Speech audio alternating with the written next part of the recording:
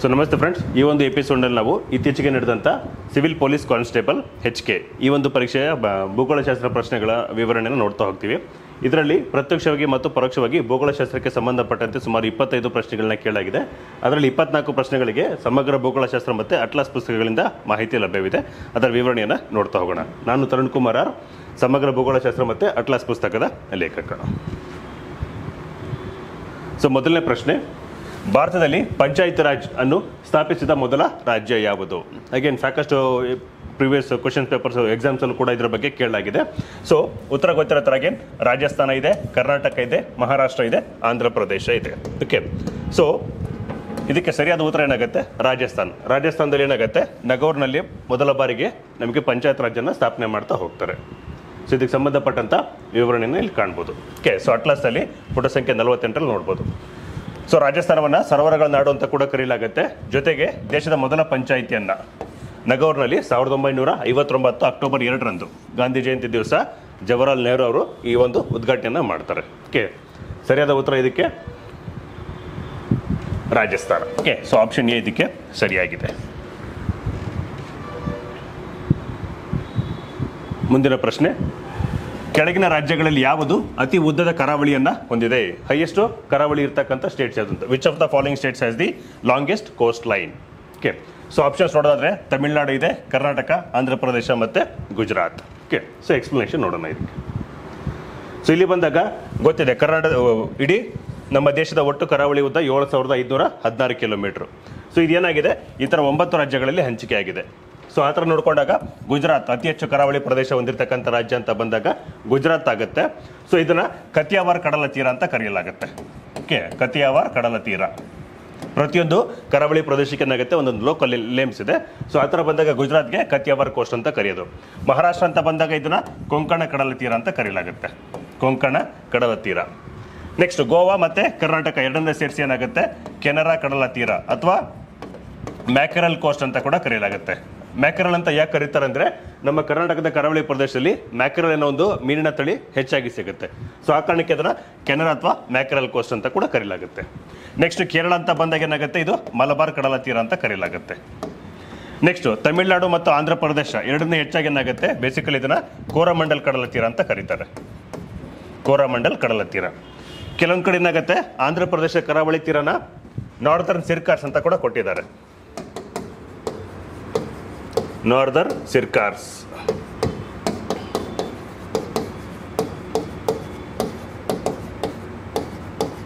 But ಈ northern ಸಿರ್ಕಾರ್ಸ್ ಅನ್ನೋದು ಏನಾಗುತ್ತೆ, ಆಂಧ್ರ ಪ್ರದೇಶದಲ್ಲಿ ಕೃಷ್ಣ ಮತ್ತು ಗೋದಾವರಿ ನದಿ ಎರಡು ಉಂಟು ಮಾಡಿರ್ತಕ್ಕಂಥ ಮುಖಜ ಭೂಮಿ ಅದು ಎರಡು ಕೂಡ್ಕೊಂಡಿದೆಯಲ್ಲ, ಸೊ ಆ ಒಂದು ಮುಖಜ ಭೂಮಿ ಭಾಗವನ್ನು ಮೆಕ್ಕಲು ಮೈದಾನ ಪ್ರದೇಶವನ್ನು ನಾರ್ದರ್ನ್ ಸಿರ್ಕಾರ್ಸ್ ಅಂತ ಕರೀತಾರೆ. ಸೊ ಹಂಗಾಗಿ ಇದು ಕೋಸ್ಟಲ್ ಪ್ಲೇನ್ ಏರಿಯಾ. ಇದು ಕೋಸ್ಟಲ್ ಪ್ಲೇನ್ ಏರಿಯಾ, ಕರಾವಳಿ ಅನ್ನೋದಕ್ಕಿಂತ ಹೆಚ್ಚಾಗಿ ಕೋಸ್ಟಲ್ ಪ್ಲೇನ್ ಏರಿಯಾ. ಸೊ ಇಲ್ಲಿ ಕೇಳಿರೋದು ಕರಾವಳಿ ಪ್ರದೇಶ ಅಂತ ಬಂದಾಗ ತಮಿಳುನಾಡು ಮತ್ತು ಆಂಧ್ರ ಪ್ರದೇಶ ಎರಡನ್ನ ಸೇರಿಸಿ ಕೋರಮಂಡಲ್ ಕಡಲ ತೀರ ಅಂತ ಕರೀತಾರೆ. ನೆಕ್ಸ್ಟ್ ಒಡಿಶಾ ಬಂದಾಗ ಇದು 493 ಕಿಲೋಮೀಟರ್ ಉದ್ದಷ್ಟು ಕರಾವಳಿ ಪ್ರದೇಶ ಇದೆ. ಸೊ ಇದನ್ನು ಉತ್ಕಲ ಕಡಲ ತೀರ ಅಂತ ಕರೆಯಲಾಗುತ್ತೆ, ಉತ್ಕಲ ಕೋಸ್ಟ್ ಅಂತ. ಪಶ್ಚಿಮ ಬಂಗಾಳ ಬಂದಾಗ ಇದನ್ನು ವಂಗಲ ಕಡಲ ತೀರ ಅಂತ ಕರೆಯೋದು. ಓಕೆ, ಸೊ ಬರೀ 9 ರಾಜ್ಯಗಳು ಬಂದಾಗ ಏನಾಗುತ್ತೆ, 6100 ಕಿಲೋಮೀಟರ್ ಉದ್ದ ಇದೆ. ಅಂಡಮಾನ್ ಮತ್ತು ನಿಕೋಬಾರ್ ಜೊತೆಗೆ ಲಕ್ಷದ್ವೀಪ ಎರಡನ್ನೂ ಸೇರಿಸಿದಾಗ ಏನಾಗುತ್ತೆ, 7516 ಕಿಲೋಮೀಟರ್ ಇದೆ. ಓಕೆ, ಸೊ ಇಲ್ಲಿ ಪ್ರಶ್ನೆ ಕೇಳಿರೋದು ಅತಿ ಹೆಚ್ಚು ಕರಾವಳಿ ಪ್ರದೇಶ ಹೊಂದಿರತಕ್ಕಂಥ ರಾಜ್ಯ ಅಂತ ಬಂದಾಗ ಗುಜರಾತ್ ಆಗುತ್ತೆ. ಸೊ ಸರಿಯಾದ option C, Gujarat. Gujarat has the highest coastal line, that is 1600 kilometres. So ಮುಂದಿನ ಪ್ರಶ್ನೆ, ಪ್ರಸ್ತುತ ಭಾರತದಲ್ಲಿ ಅತಿ ಹೆಚ್ಚು ಪ್ರಾಥಮಿಕ ಚಿನ್ನವನ್ನು ಉತ್ಪಾದಿಸುವ ಜಿಲ್ಲೆ ಯಾವುದು? ಜಿಲ್ಲೆ ಅಂತ ಕೇಳಿದ್ದಾರೆ. Okay, so which district has the largest producer of primary gold at present in India? So ಈ ಥರ ಬಂದಾಗ ಆಪ್ಷನ್ಸ್ ನೋಡಿ, ಅನಂತಪುರ ಜಿಲ್ಲೆ ಆಂಧ್ರ ಪ್ರದೇಶದಲ್ಲಿ, ನಮ್ಮ ಕರ್ನಾಟಕದಲ್ಲಿ ಇರ್ತಕ್ಕಂಥ ಕೋಲಾರ ಇರ್ಬೋದು, ನೆಕ್ಸ್ಟ್ ಆಂಧ್ರ ಪ್ರದೇಶದಲ್ಲಿ ಇರ್ತಕ್ಕಂಥ ಕರ್ನೂಲು ಇರ್ಬೋದು, ಜೊತೆಗೆ ರಾಯಚೂರು ಹಟ್ಟಿ ಭಾಗದಲ್ಲಿ ಇರ್ತಕ್ಕಂಥ ಗಣಿಗಾರಿಕೆ ಕೇಂದ್ರ ಇದು ಕೂಡ ಕರ್ನಾಟಕದಲ್ಲಿ ಕಂಡು ಬರುತ್ತೆ. ಸೊ ಬೇಸಿಕಲಿ ಇಲ್ಲಿ ಪ್ರೈಮರಿ ಗೋಲ್ಡ್ ಅಂತ ಬಂದಾಗ ಏನಾಗುತ್ತೆ, ಅದನ್ನು ಚಿನ್ನದ ಅದಿರು ಅಂತ ಕರೆಯಲಾಗುತ್ತೆ. ಸೊ ಅಲ್ಲಿ ಅಪರಂಜಿ ಚಿನ್ನ ಉತ್ಪಾದನೆ ಮಾಡುವಂಥದ್ದು. ಓಕೆ, ಸೊ ಆ ಥರ ಬಂದಾಗ ಯಾಕೆ ಅದನ್ನು ಅಪರಂಜಿ ಚಿನ್ನ ಅಂತ ಕರಿತೇವೆ ಅಂದರೆ, ಇದು ನೋಡೋದಕ್ಕೆ ಮೃದು ಬಣ್ಣದಲ್ಲಿ ಕಾಣಿಸ್ಕೊಳ್ಳುತ್ತೆ. ಓಕೆ, ಮೃದುವಾಗಿರುತ್ತೆ. ಇದರಿಂದ ನಾವು ಯಾವುದೇ ಆಭರಣಗಳನ್ನು ತಯಾರು ಮಾಡೋಕ್ಕಾಗೋದಿಲ್ಲ. ಯಾವಾಗ ಈ ಅಪರಂಜಿಗೆ ನಾವು ತಾಮ್ರವನ್ನು ಮಿಶ್ರಣ ಮಾಡ್ತೀವಲ್ಲ ಅವಾಗ ಅದೇನಾಗುತ್ತೆ ಆಭರಣ ಚಿನ್ನವಾಗಿ ರೆಡಿ ಆಗುತ್ತೆ. ಸೊ ಹಂಗಾಗಿ ಇಲ್ಲಿ ಪ್ರಾಥಮಿಕ ಚಿನ್ನ ಅಂತ ಬಂದಾಗ ಏನಾಗುತ್ತೆ ಕರ್ನಾಟಕದ ಕೋಲಾರದಲ್ಲಿ ಏನಾಗುತ್ತೆ ಅತಿ ಹೆಚ್ಚು ಪ್ರಾಥಮಿಕ ಚಿನ್ನವನ್ನು ನಾವು ಉತ್ಪಾದನೆ ಮಾಡ್ತಾ ಇದ್ದೀವಿ. Okay, so Kolar in Karnataka, this is the largest producer of the primary gold. Okay, so ಅಪರಂಜಿ ಚಿನ್ನವನ್ನು ಹೆಚ್ಚಿನ ಪ್ರಮಾಣದಲ್ಲಿ ಉತ್ಪಾದನೆ ಮಾಡೋದು ಕರ್ನಾಟಕದಲ್ಲಿ ಕೋಲಾರ. ಸೊ ಇದಕ್ಕೆ ಸಂಬಂಧಪಟ್ಟಂತ ವಿವರಣೆಯನ್ನು ಪುಟ ಸಂಖ್ಯೆ 388ರಲ್ಲಿ ಕಾಣ್ಬೋದು. ಪ್ರಪಂಚದಲ್ಲಿ ನೋಡಿ ಚಿನ್ನ ಉತ್ಪಾದನೆ ಅಂತ ಬಂದಾಗ ಏನಾಗುತ್ತೆ ಭಾರತದ ಕೊಡುಗೆ 1%ಗಿಂತಲೂ ಕಡಿಮೆ ಇದೆ, ಹಾರ್ಡ್ಲಿ 0.75% ಇದೆ. ನೆಕ್ಸ್ಟ್ ಕರ್ನಾಟಕದಲ್ಲಿ ಇದು ಇಡೀ ಭಾರತ ಅಂತ ಬಂದಾಗ ಚಿನ್ನದ ಉತ್ಪಾದನೆ ಅಂತ ಬಂದಾಗ ಕರ್ನಾಟಕ ಮುಂಚೂಣಿಯಲ್ಲಿದೆ. ಸೊ ಎಷ್ಟು ಕೊಡ್ತಾ ಇದೆ ದೇಶದ ಒಟ್ಟು ಉತ್ಪಾದನೆಗೆ 99% ಹೋಗ್ತಾ ಇರೋದು ನಮ್ಮ ಕರ್ನಾಟಕದಿಂದನೇ. ಸೊ ಉಳಿದ ಭಾಗ ನಮಗೆ ಸ್ವಲ್ಪ ಜಾರ್ಖಂಡಿಂದ ಬರ್ತಾ ಇದೆ. ಸೊ ಕರ್ನಾಟಕದಲ್ಲಿ ಇರ್ತಕ್ಕಂಥ ಪ್ರಮುಖ ಚಿನ್ನದ ನಿಕ್ಷೇಪಗಳು ಅಂತ ಬಂದಾಗ ನೋಡಿ ಕರ್ನಾಟಕದ ಕೋಲಾರ ಚಿನ್ನದ ಗಣಿ. ಅಗೇನ್ KGF ಇದನ್ನ ರಾಬರ್ಟ್ಸನ್ ಪೇಟೆ ಅಂತ ಕೂಡ ಕರೀತಾರೆ. KGF ನಗರವನ್ನ ರಾಬರ್ಟ್ಸನ್ ಪೇಟೆ ಅಂತ ಕರೀತಾರೆ. ಯಾಕೆಂದ್ರೆ ಇವರು ಬ್ರಿಟಿಷ್ ಅಧಿಕಾರಿ ಕೋಲಾರ ಭಾಗದಲ್ಲಿ ಚಿನ್ನದ ನಿಕ್ಷೇಪಗಳು ಕಂಡು ಬಂದಿರೋ ಬಗ್ಗೆ ಫಸ್ಟ್ ಉಲ್ಲೇಖ ಮಾಡುವಂಥದ್ದು. ಸೊ ಹಂಗಾಗಿ ಆ ಒಂದು ಸ್ಥಳವನ್ನ ರಾಬರ್ಟ್ಸನ್ ಪೇಟೆ ಅಂತ ಕೂಡ ಕರೀತಾರೆ. ಎರಡನೇದಾಗಿ ಪ್ರಪಂಚದಲ್ಲಿ ಅತ್ಯಂತ ಆಳವಾದ ಗಣಿಗಾರಿಕೆ ಮಾಡೋದು ನಮಗೆ ಗೊತ್ತಿದೆ, ದಕ್ಷಿಣ ಆಫ್ರಿಕಾದಲ್ಲಿ ಟೌಟೋನಾ ಮತ್ತು ಕಿಂಬರ್ಲಿ ಸ್ಥಳಗಳು. ಅದನ್ನು ಬಿಟ್ಟು ಸೆಕೆಂಡ್ ಡೀಪೆಸ್ಟ್ ಮೈನಿಂಗ್ ಅಂತ ಬಂದಾಗ ನಮಗೆ ಕೋಲಾರದಲ್ಲಿ ಇರ್ತಕ್ಕಂಥ KGF. ಸೊ ಅದು ಆಲ್ಮೋಸ್ಟ್ 3.5 ಕಿಲೋಮೀಟರ್ ಅಷ್ಟು ಡೀಪ್ ಆಗಿ ಹೋಗಿದೆ. ಸೊ ಆ ಡೀಪೆಸ್ಟ್ ಪಾಯಿಂಟ್ನ ಚಾಂಪಿಯನ್ ರೀಫ್ ಅಂತ ಕರೀತಾ ಇರೋದು, ಚಾಂಪಿಯನ್ ರೀಫ್. ಓಕೆ, ಸೊ ಅದನ್ನು ಬಿಟ್ಟರೆ ನಮಗೆ ಈವನ್ ಕೋಲಾರ ಇದು ಯಾವುದು ರಾಯಚೂರು ಭಾಗದಲ್ಲಿ ಕೂಡ ಹಟ್ಟಿಯಲ್ಲಿ ಗಣಿಗಾರಿಕೆ ಕಾಣಿಸ್ಕೊಳ್ಳುತ್ತೆ. ಇನ್ನು ಆಂಧ್ರ ಪ್ರದೇಶದಲ್ಲಿ ಅನಂತಪುರ ಜಿಲ್ಲೆ ಮತ್ತು ರಾಮಗಿರಿ ಇಲ್ಲೂ ಕೂಡ ಏನಾಗುತ್ತೆ ಚಿನ್ನದ ಗಣಿಗಾರಿಕೆ ಕಾಣಿಸ್ತಾ ಇದೆ. ಇನ್ನು ಹೆಚ್ಚಿನ ಮಾಹಿತಿ ನೋಡೋದಾದ್ರೆ ಚಿನ್ನಕ್ಕೆ ಇದನ್ನ ದೈವಲೋಹ ಅಂತ ಕರೀತಾರೆ. ಸೊ ಇದು ಹೆಚ್ಚಾಗಿ ಸ್ಫಟಿಕ ಶಿಲೆಗಳಲ್ಲಿ ಕ್ರಿಸ್ಟಲೈನ್ ರಾಕ್ಸ್ ಅಲ್ಲಿ ಚೆನ್ನಾಗಿ ಕಂಡು ಬರುವಂಥದ್ದು. ಸೊ ಇದನ್ನು ಅಳಿಯೋದಕ್ಕೆ ಸ್ಪೆಕ್ಟ್ರೋಮೀಟರ್ ಅನ್ನೋ ಒಂದು ಇನ್ಸ್ಟ್ರೂಮೆಂಟ್ನ ಬಳಸ್ತಾರೆ ಚಿನ್ನದ ಶುದ್ಧತೆಯನ್ನು ಅಳಿಯೋದಕ್ಕೆ. ಸೊ ಮಾಹಿತಿ ಪ್ರಕಾರ ಅತಿ ಹೆಚ್ಚು ಪ್ರಾಥಮಿಕ ಚಿನ್ನವನ್ನು ಉತ್ಪಾದಿಸತಕ್ಕಂಥ ಜಿಲ್ಲೆ ಅಂತ ಬಂದಾಗ ನಮಗೆ ಕೋಲಾರದ ಕರ್ನಾಟಕ ಭಾಗ. ಮುಂದಿನ ಪ್ರಶ್ನೆ, ಕೆಳಗಿನಗಳಲ್ಲಿ ಯಾವುದು ಕರ್ನಾಟಕದ ಜೈವಿಕ ವೈವಿಧ್ಯತೆಯ ಪರಂಪರೆಯ ತಾಣವಲ್ಲ ಅಂತ ಕೇಳ್ತಿರೋದು. ಸೊ ಇದು which is not a biodiversity heritage site. Which of the following is not a biodiversity heritage site of the Karnataka. So options ನೋಡೋದಾದ್ರೆ ಎ ಅಂಬರಗುಡ್ಡ ಇರ್ಬೋದು, ನೆಕ್ಸ್ಟು GKVK ಗಾಂಧಿ ಕೃಷಿ ವಿಜ್ಞಾನ ಕೇಂದ್ರ ಕ್ಯಾಂಪಸ್ ಇರ್ಬೋದು, ನೆಕ್ಸ್ಟು ನಲ್ಲೂರು ಹುಣಸೆ ತೋಪು ಇರ್ಬೋದು, ಆಮೇಲೆ ದೊಡ್ಡ ಆಲದ ಮರ. ಅಂಬರಗುಡ್ಡ, GKVK ಗಾಂಧಿ ಕೃಷಿ ವಿಜ್ಞಾನ ಕೇಂದ್ರ campus, Nallur tamarind grow, next ದೊಡ್ಡ ಆಲದ ಮರ.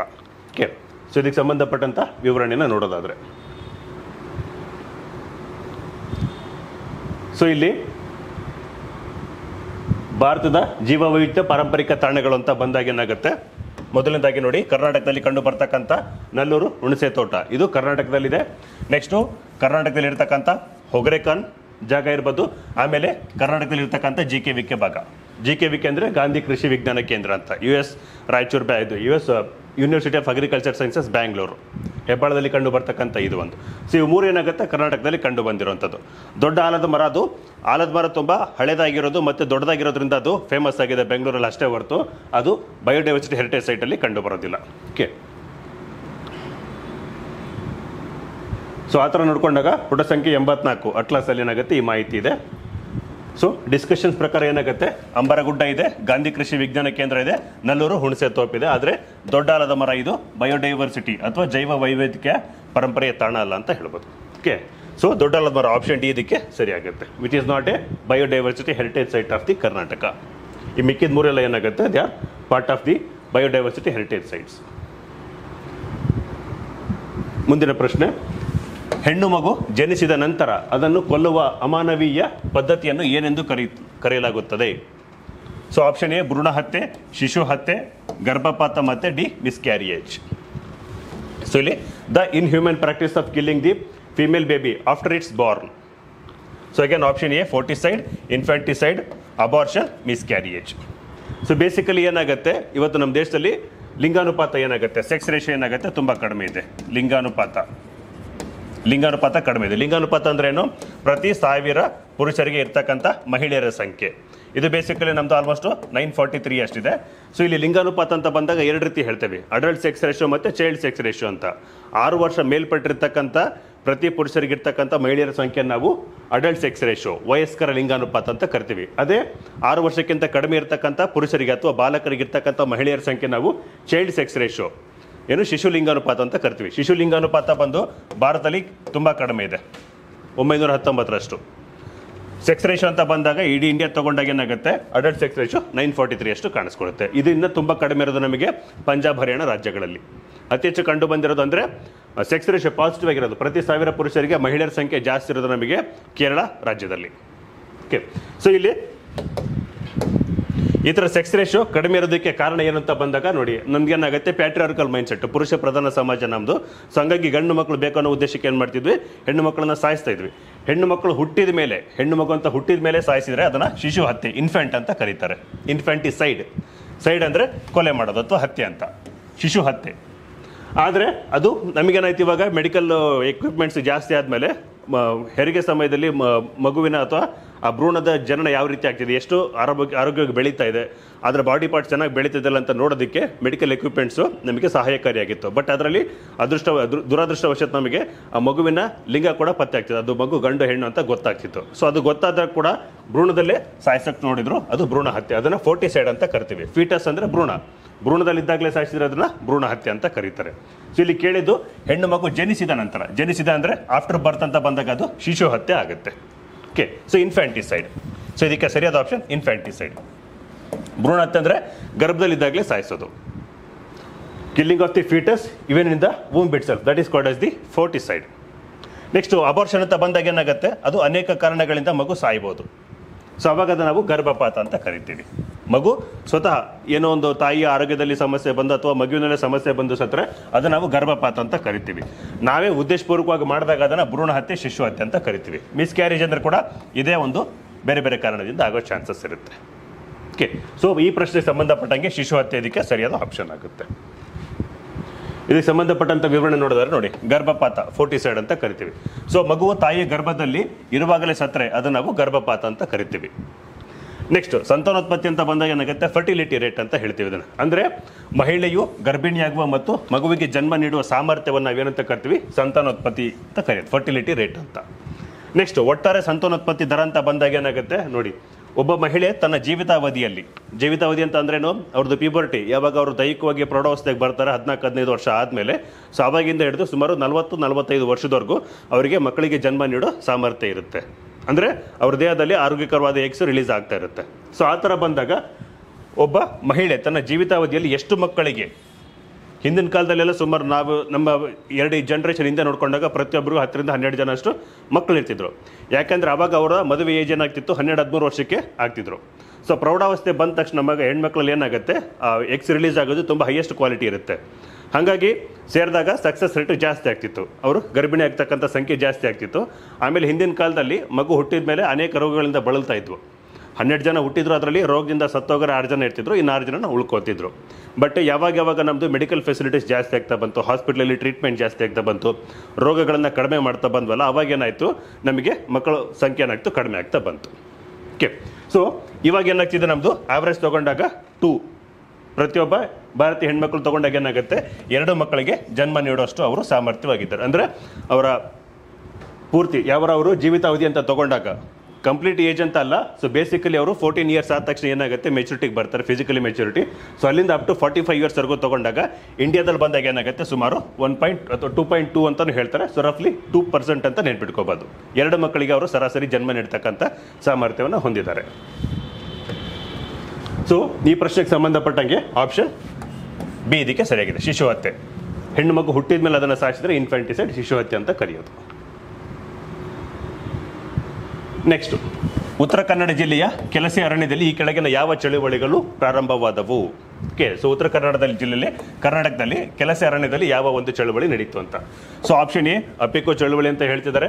ನೆಕ್ಸ್ಟ್ ಬಿ ಸೈಲೆಂಟ್ ಚಳುವಳಿ, ಆಮೇಲೆ ಕೈಗಾ ವಿರುದ್ಧದ ಆಂದೋಲನ, ಅಥವಾ ಇವುಗಳಲ್ಲಿ ಯಾವುದೂ ಅಲ್ಲ ಅಂತ. So which of the following movements started in Uttara Kannada districts of the ಕೆಲಸೆ ಫಾರೆಸ್ಟ್? ಓಕೆ, ಸೊ ಬೇಸಿಕಲಿ ನೋಡ್ಕೊಂಡಾಗ ಏನಾಯಿತು ನಮಗೆ, ಅಪಿಕೋ ಚಳವಳಿ, option A is the correct one. Uttara Kannada ಜಿಲ್ಲೆಯಲ್ಲಿ ಏನಾಯಿತು, ಇದು ಉತ್ತರಾಖಂಡಲ್ಲಿ ಏನಾಯಿತು ನಮಗೆ ತುಂಬ ಜನಕ್ಕೆ ಗೊತ್ತಿರುತ್ತೆ, ಏನದು ಚಿಪ್ಕೋ ಮೂವ್ಮೆಂಟ್ ಆಗಿತ್ತು. ಸುಂದರ್ಲಾಲ್ ಬಹುಗುಣ ಅವರ ನೇತೃತ್ವದಲ್ಲಿ ಏನಾಗುತ್ತೆ, ಉತ್ತರಾಖಂಡಲ್ಲಿ ಚಿಪ್ಕೋ ಚಳುವಳಿನ ಆರಂಭ ಮಾಡ್ತಾರೆ. ಅಂದರೆ ಮರಗಳನ್ನ ತಬ್ಕೊಂಡ್ಬಿಟ್ಟು ಸೊ ಅಲ್ಲಿ ಅರಣ್ಯನಾಶ ಆಗೋದನ್ನು ತಡೀತಾ ಹೋಗ್ತಾರೆ.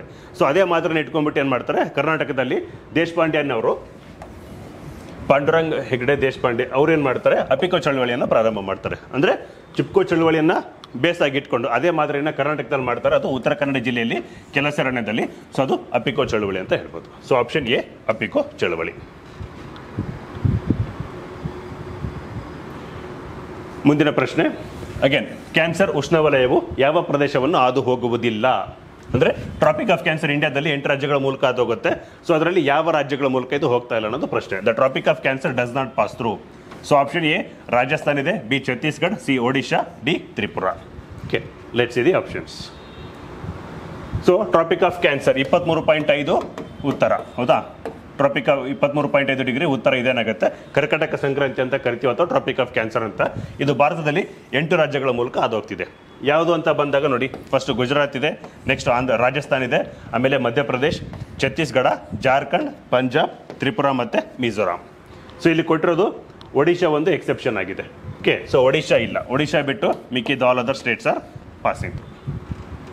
ಸಾರಿ, so option C Odisha is the wrong word. Next Rajasthan ಮೂಲಕ ಇದೆ, ರಾಜಸ್ಥಾನ್ ಕ್ಯಾಪಿಟಲ್ ಜೈಪುರ್, ಇದರ ಮೇಲ್ಗಡೆ ಇದೆ. ಛತ್ತೀಸ್ಗಢ ಕ್ಯಾಪಿಟಲ್ ರಾಯ್ಪುರ್, ಈ ಟ್ರಾಪಿಕ್ ಆಫ್ ಕ್ಯಾನ್ಸರ್ ಕೆಳಗಡೆ ಇದೆ. ತ್ರಿಪುರಾ ಕ್ಯಾಪಿಟಲ್ ಅಗರ್ತಲ ಏನಾಗುತ್ತೆ, ಇದರ ಮೇಲ್ಗಡೆ ಕಾಣಿಸ್ಕೊಳ್ತಾ, ಅಂದರೆ ಟ್ರಾಪಿಕ್ ಆಫ್ ಕ್ಯಾನ್ಸರ್ ಮೇಲ್ಗಡೆ ಬರುವಂಥದ್ದು. ಓಕೆ, ಸೊ ಆಪ್ಷನ್ ಇದಕ್ಕೆ C Odisha through tropic of Cancer does not pass. So ಅಟ್ಲಾಸಲ್ಲಿ ಪುಟ ಸಂಖ್ಯೆ 40ರಲ್ಲಿ ಕಾಣ್ಬೋದು. ನೆಕ್ಸ್ಟ್ ಮುಂದಿನ ಪ್ರಶ್ನೆ, ದೊಡ್ಡ ಪ್ರದೇಶದಲ್ಲಿ ಒಂದೇ ಬೆಳೆಯುವುದನ್ನು ಏನೆಂದು ಕರೆಯಲಾಗುತ್ತದೆ? ಸೊ ಇಲ್ಲಿ ಕೀವರ್ಡ್ಸ್ ನೋಡೋದಾದ್ರೆ, ದೊಡ್ಡ ಪ್ರದೇಶದಲ್ಲಿ ಒಂದೇ ಬೆಳೆ, ಮೋನೋಕ್ರಾಪಿಂಗ್ ಅಂತ ಮಾತಾಡ್ತೀವಿ, ಪ್ಲಾಂಟೇಶನ್ ಕ್ರಾಪ್ಸು ಬರುತ್ತೆ. ಸೊ ಇದರಲ್ಲಿ ಕೇಳ್ತಾ ಇರೋದು ಯಾವುದು ಅಂತ. ಎ ಲಾಭದ ಕೃಷಿ, ಅದನ್ನು ಪ್ರಾಫಿಟ್ ಫಾರ್ಮಿಂಗ್ ಅಂತ ಕರಿಬೋದು. ನೆಕ್ಸ್ಟ್ ಬಿ ಜೀವನಾಧಾರ ಕೃಷಿ, ಸಬ್ಸಿಸ್ಟೆನ್ಸ್ ಫಾರ್ಮಿಂಗ್ ಅಂತ ಕರಿಬೋದು. ನೆಕ್ಸ್ಟ್ ಸಿ ನಗದು ಕೃಷಿ ಅಥವಾ ಕ್ಯಾಶ್ ಫಾರ್ಮಿಂಗ್ ಅಂತ ಹೇಳ್ಬೋದು. ಫೈನಲಿ ಡಿ ತೋಟಗಾರಿಕೆ, ತೋಟ ಕೃಷಿ ಅಥವಾ ಪ್ಲಾಂಟೇಶನ್ ಫಾರ್ಮಿಂಗ್. ಸೊ ಬೇಸಿಕಲಿ ನೋಡೋದಾದ್ರೆ ಇದಕ್ಕೆ ಸರಿಯಾದ ಆಪ್ಷನ್ ನೆಡುತೋಪಿನ ಕೃಷಿ, ಪ್ಲಾಂಟೇಶನ್ ಅಗ್ರಿಕಲ್ಚರ್. ಸೊ ಅಲ್ಲಿ ಕೀವರ್ಡ್ ಏನು ಹೇಳ್ತಿದ್ರೆ ನಮಗೆ, ದೊಡ್ಡ ಪ್ರದೇಶದಲ್ಲಿ ಒಂದೇ ಬೆಳೆ ಬೆಳೆಯೋದನ್ನು. ಸೊ ಈ ಥರ ಬಂದಾಗ ಏನಾಗುತ್ತೆ, ಕಾಫಿ ಎಸ್ಟೇಟ್ ಇರ್ಬೋದು, ಟೀ ಎಸ್ಟೇಟ್ ಇರ್ಬೋದು, ಇವೆಲ್ಲ ಏನಾಗುತ್ತೆ ನಮಗೆ ಒಂದೇ ಪ್ರದೇಶದಲ್ಲಿ ಮೋನೋಕ್ರಾಪಿಂಗ್ ಒಂದೇ ಬೆಳೆನ ಬೆಳೀತಾ ಇರ್ತೀವಿ. ಅದು ಸಟನ್ಲಿ ನಮಗೆ ಏನಾಗುತ್ತೆ, ಲಾಭದಾಯಕ ಕೃಷಿನೇ ಆಗಿರುತ್ತೆ. ಓಕೆ, ಸೊ ಇಲ್ಲಿ ಲಾಭದ ಕೃಷಿ ಇರ್ಬೋದು, ಬಟ್ ಈ ಥರ ಎಲ್ಲರೂ ಮಾಡೋದು ಲಾಭದ ಕೃಷಿಗೋಸ್ಕರನೇ, ಇಲ್ಲ ಅಂತಲ್ಲ. ಬಟ್ ಇನ್ನು ಟೆಕ್ನಿಕಲ್ ವರ್ಡ್ ಅಂತ ಬಂದಾಗ ಇದನ್ನು ತೋಟಗಾರಿಕೆ, ಪ್ಲಾಂಟೇಶನ್ ಫಾರ್ಮಿಂಗ್ ಅಂತ ಕರೀಲಾಗುತ್ತೆ. ಓಕೆ, ಜೀವನಾಧಾರ ಕೃಷಿ ಅಂತ ಬಂದಾಗ ಏನಾಗುತ್ತೆ, ಇದು ಸಣ್ಣ ಪ್ರಮಾಣದಲ್ಲಿ ರೈತರು ಏನಾಗುತ್ತೆ, 1 ಎಕರೆ ಅರ್ಧ ಎಕರೆ ಇರೋಂಥ ರೈತರು ಅವರು ಬೆಳೀತಕ್ಕಂಥ ಬೆಳೆನ ತಮ್ಮ ಸ್ವಂತ ಬಳಕೆಗೋಸ್ಕರ ಮಾಡ್ಕೊಂಡಿದ್ದಾರೆ, ಸೆಲ್ಫ್ ಕನ್ಸಂಪ್ಷನ್ಗೋಸ್ಕರ ಮಾಡ್ಕೊಂಡಾಗ ಅದನ್ನು ಜೀವನಾಧಾರದ ಕೃಷಿ, ಸಬ್ಸಿಸ್ಟೆನ್ಸ್ ಫಾರ್ಮಿಂಗ್ ಅಂತ ಕರೆಯೋದು. ನೆಕ್ಸ್ಟು ಲಾಭದ ಕೃಷಿ ಅಂತ ಬಂದಾಗಲೂ ಪ್ರಾಫಿಟ್ ಫಾರ್ಮಿಂಗ್ಗೆ, ಬಟ್ ಯೂಶಲಿ ಏನಾಗುತ್ತೆ, ಇದು ನಮಗೆ ಕಮರ್ಷಿಯಲ್ ಕ್ರಾಪ್ಸಲ್ಲಿ ಬರುತ್ತೆ. ಕಮರ್ಷಿಯಲ್ ಕ್ರಾಪ್ಸ್ ಅಂತ ಬಂದಾಗ ಈ ಕಬ್ಬು ಇರ್ಬೋದು, ಹತ್ತಿ ಇರ್ಬೋದು, ತಂಬಾಕು, ಇವನೇನಾಗುತ್ತೆ ಅತಿ ಹೆಚ್ಚು ಮಾರುಕಟ್ಟೆಯಲ್ಲಿ ಅದರ ಬೇಡಿಕೆ ಜಾಸ್ತಿ ಇರೋ ಉದ್ದೇಶಕ್ಕೆ, ಅದಕ್ಕೆ ಮಾರುಕಟ್ಟೆಯಲ್ಲಿ ಬೆಲೆ ಜಾಸ್ತಿ ಇರೋ ಉದ್ದೇಶಕ್ಕೆ ಏನು ಮಾಡ್ತಾರೆ, ಆ ಥರ ಬೆಳೆಗಳನ್ನು ಬೆಳೀತಾರೆ. ಸೊ ಅದು ಕಮರ್ಷಿಯಲ್ ಫಾರ್ಮಿಂಗಲ್ಲಿ ಅಥವಾ ಪ್ರಾಫಿಟ್ ಫಾರ್ಮಿಂಗ್ ಅಂತ ಹೇಳ್ಬೋದು. ಈವನ್ ಕ್ಯಾಶ್ ಫಾರ್ಮಿಂಗ್ ಅಂದರೆ ಏನಾಗುತ್ತೆ, ಇವನ್ನ ಟ್ರಕ್ ಫಾರ್ಮಿಂಗ್ ಅಂತ ಕೂಡ ಕರೀಲಾಗುತ್ತೆ.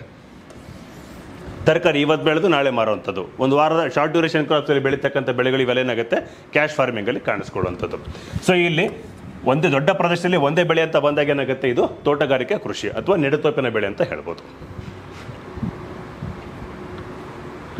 ಸೊ ಪುಟ ಸಂಖ್ಯೆ 335ರಲ್ಲಿ ಕಾಣಿಸ್ಕೊಳ್ಳುತ್ತೆ ನೋಡಿ. 19ನೇ ಶತಮಾನದಲ್ಲಿ ಬ್ರಿಟಿಷರು ಏನಾಗುತ್ತೆ, ಭಾರತಕ್ಕೆ ನೆಡುತೋಪಿನ ಬೆಳೆಯನ್ನು ನಮಗೆ ಪರಿಚಯ ಮಾಡ್ತಾರೆ. ಅದು ನಮಗೇನಾಗುತ್ತೆ, ಬೇಸಿಕಲಿ ಕಾಫಿ ಟೀ ಮೂಲಕ, ಹೌದಾ? ಸೊ ನೆಡುತೋಪಿನ ಬೆಳೆಗಳಂತ ಬಂದಾಗ ಇಲ್ಲಿ ಕಾಣಿಸ್ಕೊಳ್ಳಿ ನಿಮಗೆ ರಬ್ಬರ್ ಪ್ಲಾಂಟೇಶನ್ ಇರ್ಬೋದು, ಚಹಾ ಇರ್ಬೋದು, ಕಾಫಿ ಇರ್ಬೋದು, ಮತ್ತು ಕೋಕೋವಾ, ಈವನ್ ನಮ್ಮ ಬಾಳೆ ಇರ್ಬೋದು, ತೆಂಗು, ಇವೆಲ್ಲ ಮತ್ತು ಸ್ಪೈಸ್ ಕ್ರಾಪ್ಸು, ಇವೆಲ್ಲ ಏನಾಗುತ್ತೆ ನಮಗೆ ಪ್ಲಾಂಟೇಶನ್ ಕ್ರಾಪ್ಸ್ಗೆ ಎಕ್ಸಾಂಪಲ್ ಆಗುತ್ತೆ. ಈವನ್ ಕೇರಳದಲ್ಲಿ ಕಂಡು ಬರ್ತಕ್ಕಂಥ ಅಣೆಮಲೆ ಬೆಟ್ಟಗಳಲ್ಲಿ ಮತ್ತು ಕಾರ್ಡಮಮ್ ಬೆಟ್ಟಗಳು, ಇಲ್ಲೆಲ್ಲ ಏನಾಗುತ್ತೆ ನಮಗೆ ಈ ರೀತಿಯ ಬೆಳೆಯನ್ನು ಕಾಣಿಸ್ಕೊಳ್ಳೋದಾಗುತ್ತೆ. ಇದೆಲ್ಲ ಯೂಶಲಿ ಮಾಡೋದು ಕಾಫಿ ಎಸ್ಟೇಟು, ಟೀ ಎಸ್ಟೇಟ್ಗಳಲ್ಲಿ. ದೊಡ್ಡ ದೊಡ್ಡ ಶ್ರೀಮಂತರು ಏನಾಗುತ್ತೆ, ಸಾವಿರಾರು ಎಕರೆಗಳಲ್ಲಿ ಒಂದೇ ರೀತಿಯ ಬೆಳೆಗಳನ್ನು ಬೆಳೀತಾ ಇರ್ತಾರೆ. ಸೊ ಅದು ಪ್ಲಾಂಟೇಶನ್ ಅಗ್ರಿಕಲ್ಚರ್ ಆಗುತ್ತೆ. ಮುಂದಿನ ಪ್ರಶ್ನೆ, ಕೆಳಗಿನಗಳಲ್ಲಿ ಯಾವುದನ್ನು ಕನ್ನಡದಲ್ಲಿ ಕಾಗೆ ಬಂಗಾರ ಎಂದು ಕರೆಯಲಾಗುತ್ತದೆ? ಓಕೆ, ಸೊ ಆಪ್ಷನ್ಸ್ ಅಂತ ಬಂದಾಗೆ ಮೈಕಾ ಇದೆ, ಬಿ ಕಬ್ಬಿಣ, ಸಿ ಕಲ್ಲಿದ್ದಲು ಮತ್ತು D platinum. Okay, which of the following is called as ಕಾಗೆ ಬಂಗಾರ ಇನ್ ಕನ್ನಡ? ಆಪ್ಷನ್ ಮೈಕಾ, ಐರನ್, ಕೋಲ್ ಮತ್ತು ಪ್ಲಾಟಿನಮ್. ಓಕೆ, ಸೊ ಪುಟ ಸಂಖ್ಯೆ 508ರಲ್ಲಿ ಈ ಮಾಹಿತಿಯನ್ನು ಕಾಣ್ಬೋದು. ಅಬ್ರಕ, ಇದನ್ನೇನಾಗುತ್ತೆ ಹೆಚ್ಚಾಗಿ ನಾವು ಕಾಗೆ ಬಂಗಾರ ಅಂತ ಆಡು ಭಾಷೆಯಲ್ಲಿ ಕರೆಯುವಂಥದ್ದು. ಓಕೆ, ಈ ಅಬ್ರಕ ನೋಡೋಕೆ ಏನಾಗುತ್ತೆ, ತೆಳುವಾದ ಹಾಳೆ ಅಥವಾ ಪದರಗಳ ರೂಪದಲ್ಲಿ ಕಾಣಿಸ್ಕೊಳ್ಳುತ್ತೆ. ನೆಕ್ಸ್ಟ್ ಈ ಮೈಕಾ ಅಂತ ಬಂದಾಗ ಏನಾಗುತ್ತೆ, ಇದರಲ್ಲಿ ಬೇಸಿಕಲಿ 2 ಕ್ಯಾಟಗರಿ ಕಾಣಿಸ್ಕೊಳುತ್ತೆ. ಒಂದು ಬಿಳಿಯ ಬಣ್ಣದ್ದು, ಇದನ್ನ ಮಸ್ಕವೈಟ್ ಮೈಕಾ ಅಂತ ಕರೆಯಲಾಗುತ್ತೆ. ನೆಕ್ಸ್ಟ್ ಕಪ್ಪು ಬಣ್ಣದಿರೋದನ್ನ ಬಯೋಟೈಟ್ ಮೈಕಾ ಅಂತ ಕರೆಯಲಾಗುತ್ತೆ. ಈ ಮೈಕಾನ ಜಾಸ್ತಿ ಯಾವ್ದ್ರಲ್ಲಿ ಬಳಸ್ತಾರೆ ಅಂದ್ರೆ ಎಲೆಕ್ಟ್ರಿಕ್ ಉಪಕರಣಗಳಲ್ಲಿ ಇನ್ಸುಲೇಟರ್ ಆಗಿ ಬಳಸಲಾಗುತ್ತೆ. ಓಕೆ, ಸೊ ಇದು ಮೆರುಗು ನೀಡಲು ಏನಾಗುತ್ತೆ, ಗಾಜಿನ ಬದಲಿ ಅಬ್ರಕವನ್ನ ಬಳಸಲಾಗುತ್ತೆ. ಕರ್ನಾಟಕದಲ್ಲಿ ಅಬ್ರಕ ಉತ್ಪಾದನೆ ಮಾಡ್ತಕ್ಕಂಥ ಪ್ಲೇಸಸ್ಗಳು ಯಾವುದು ಅಂತ ನೋಡಿದಾಗ ನೋಡಿ, ಹಾಸನದಲ್ಲಿ ಕಬ್ಬೂರು ಇರ್ಬೋದು.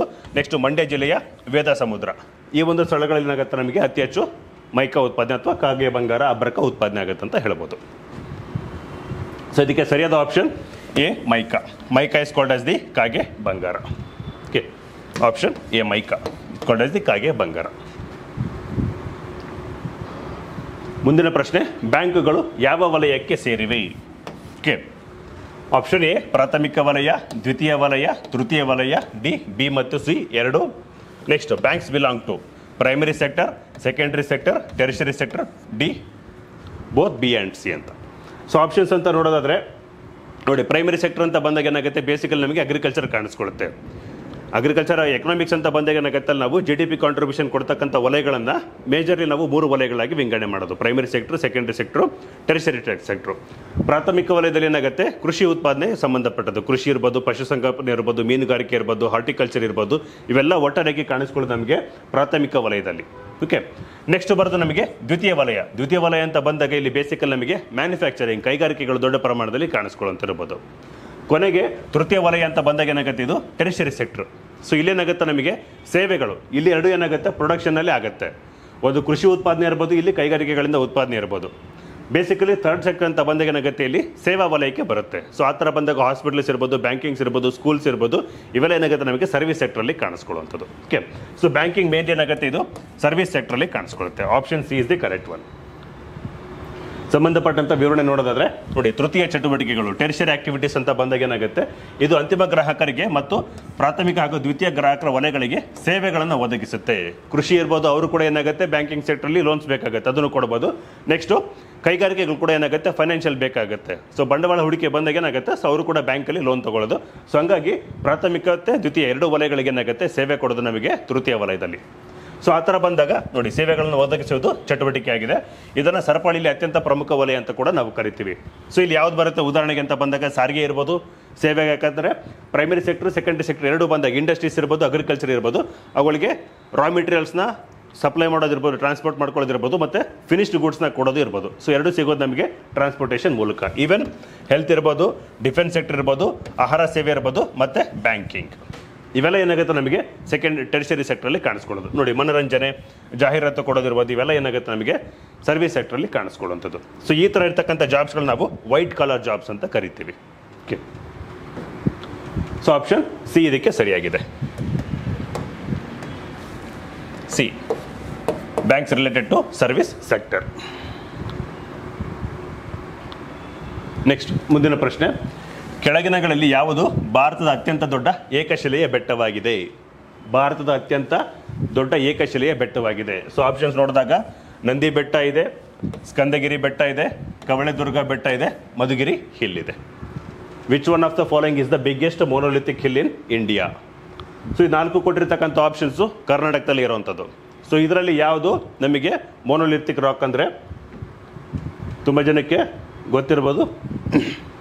ಸೊ ಬೇಸಿಕಲಿ ನೋಡಿ, ಅತಿ ದೊಡ್ಡ ಇದು ಏಷ್ಯಾದ ಅತಿ ದೊಡ್ಡ ಏಕಶಿಲಾ ಬೆಟ್ಟ ಅಂತ ಬಂದಾಗ ಏನಾಗುತ್ತೆ, ತುಮಕೂರಲ್ಲಿ ಇರ್ತಕ್ಕಂಥ ಮಧುಗಿರಿ ಬೆಟ್ಟ. ಇದು ಎಷ್ಟಿದೆ? ಸುಮಾರು 1199 ಮೀಟರ್ಷ್ಟು ಎತ್ತರವಾಗಿದೆ. ನೆಕ್ಸ್ಟ್ ಅಗೇನ್ ತುಮಕೂರಲ್ಲಿ ಪಾವಗಡ ಅಂತ ಬಂದಾಗ ಇದು ಇಡೀ ಇಂಡಿಯಾದಲ್ಲಿ ಬಂದಾಗ 2ನೇ ಅತಿ ದೊಡ್ಡ ಸೋಲಾರ್ ಪಾರ್ಕ್. ಓಕೆ, ಸೊ ಅದು ಕಾಣಿಸ್ಕೊಳ್ಳುತ್ತೆ. ಇವನ್ ಪಾವಗಡ ಅಂತ ಬಂದಾಗ ಏನಾಗುತ್ತೆ, ಅದನ್ನು ಕರ್ನಾಟಕದಲ್ಲಿ ಪೆನಿಕ್ಲೇವ್ ಅಂತ ಕೂಡ ಕರಿತೀವಿ. ಯಾಕೆ? ತುಮಕೂರು ಜಿಲ್ಲೆ ಇಲ್ಲಿದ್ರೆ ಸೊ ಪಾವಗಡ ಈ ಥರ ಕಾಣಿಸ್ಕೊಳ್ಳುತ್ತೆ. ಇದು ಚಿತ್ರದುರ್ಗಕ್ಕೆ ಅಂಟ್ಕೊಂಡಿದೆ. ಬಟ್ ತುಮಕೂರು ಜಿಲ್ಲೆಗೆ ಏನಾಗುತ್ತೆ, ಪಾವಗಡ ಇದು ಪ್ರತ್ಯೇಕವಾಗಿದೆ. ಬಟ್ ಇದು ಚಿತ್ರದುರ್ಗದ ಮೂಲಕ ಕರ್ನಾಟಕಕ್ಕೆ ಸೇರ್ಕೊಂಡಿರೋದು. ಇದನ್ನು 3 ಕಡೆಯಿಂದ ಏನಾಗಿದೆ, ಆಂಧ್ರ ಪ್ರದೇಶ ಆವರಿಸ್ಕೊಂಡಿದೆ. ಸೊ ಅದಕ್ಕೆ ಪಾವಗಡವನ್ನು ಕರ್ನಾಟಕದಲ್ಲಿ ನಾವು ಪೆನಿಕ್ಲೇವ್ ಅಂತ ಕರಿತೀವಿ. ಓಕೆ, ಸೊ ಪೆನಿಕ್ಲೇವ್ ಅಥವಾ ಪೆನಿನ್ಸುಲರ್ ಅಂದ್ರೆ ಏನರ್ಥ, ಒಂದು ಭೂಪ್ರದೇಶನ 3 ಕಡೆಯಿಂದ ನೀರು ಆವರಿಸ್ಕೊಂಡಿದ್ರೆ. ಅದೇ ಥರ ಭೌಗೋಳಿಕವಾಗಿ ರಾಜಕೀಯವಾಗಿ ಬಂದಾಗ ಏನಾಗುತ್ತೆ, ಇದು ಪಾವಗಡ ಅನ್ನೋದು ನಮಗೆ ಕರ್ನಾಟಕಕ್ಕೆ ಸೇರ್ಕೊಂಡಿರೋದು. ಸೊ ತುಮಕೂರು ಜಿಲ್ಲೆಗೆ ಸಂಬಂಧಪಟ್ಟಿರ್ತಕ್ಕಂಥ ತಾಲೂಕು. ಬಟ್ ಅದನ್ನೇನಾಗುತ್ತೆ, 3 ಕಡೆಯಿಂದ ಆಂಧ್ರ ಪ್ರದೇಶ ಆವರಿಸ್ಕೊಂಡಿರೋದ್ರಿಂದ ನಾವು ಅದನ್ನು ಕರ್ನಾಟಕದ ಪೆನಿಕ್ಲೇವ್ ಅಂತ ಕರಿತೀವಿ. ಓಕೆ, ಸೊ ಇಲ್ಲಿ ಆಪ್ಷನ್ ಡಿ ಮಧುಗಿರಿ ಬೆಟ್ಟ, ಇದು largest monolithic rock in India. ಮುಂದಿನ ಪ್ರಶ್ನೆ, ಭಾರತೀಯ ವಾಯುಪಡೆಯ ತರಬೇತಿ ಕಮಾಂಡ್ ಎಲ್ಲಿ ಸ್ಥಾಪಿತವಾಗಿದೆ? Training command of the Indian air force is located in. So options ಅಂತ ಬಂದಾಗ ಎ ಬೆಂಗಳೂರು ಇದೆ, ಬಿ ತಿರುವನಂತಪುರಂ ಇದೆ, ಸಿ ನಾಗ್ಪುರ ಇದೆ, ಡಿ ಬೀದರ್ ಇದೆ. Okay, so Bengaluru, Thiruvananthapuram, Nagpur and Bidar. So ಇಲ್ಲಿ ಭಾರತದ ಸೇನೆ ಅಂತ ಬಂದಾಗ ಏನಾಗುತ್ತೆ, ನಮಗೆ ಭೂಸೇನೆ ಇದೆ, ವಾಯುಸೇನೆ ಇದೆ, ಮತ್ತು ಜಲಸೇನೆ ಕಾಣಿಸ್ಕೊಳ್ಳುತ್ತೆ. ಓಕೆ, ಸೊ ಸಾರಿಗೆ ಅಂತ ಬಂದಾಗ ಬೇಸಿಕಲಿ ಇಂಡಿಯನ್ ಆರ್ಮಿ ಇರ್ಬೋದು, next militarily army, next navy, finally air force. Okay, so ಇದರಲ್ಲಿ ಕೇಳ್ತಾ ಇರ್ತಕ್ಕಂಥ ಪ್ರಶ್ನೆ, ವಾಯುಪಡೆಯಲ್ಲಿ ತರಬೇತಿ ಕೊಡ್ತಕ್ಕಂಥ ಸ್ಥಳ ಯಾವುದು ಅಂತ. ಓಕೆ, ಸೊ ಆಪ್ಷನ್ಸ್ ಅಂತ ಬಂದಾಗ ಏನಾಗುತ್ತೆ, ಇಲ್ಲಿ ಎ ಬೆಂಗಳೂರು ಸರಿಯಾಗಿದೆ. Okay, let's see the explanation. So ಪುಟ ಸಂಖ್ಯೆ 451ರಲ್ಲಿ ಕಾಣಿಸ್ಕೊಳ್ಳುತ್ತೆ ಭಾರತೀಯ ವಾಯುಪಡೆಯ ಕಮಾಂಡ್ಗಳು ಮತ್ತು ಕೇಂದ್ರ ಕಚೇರಿಗಳು.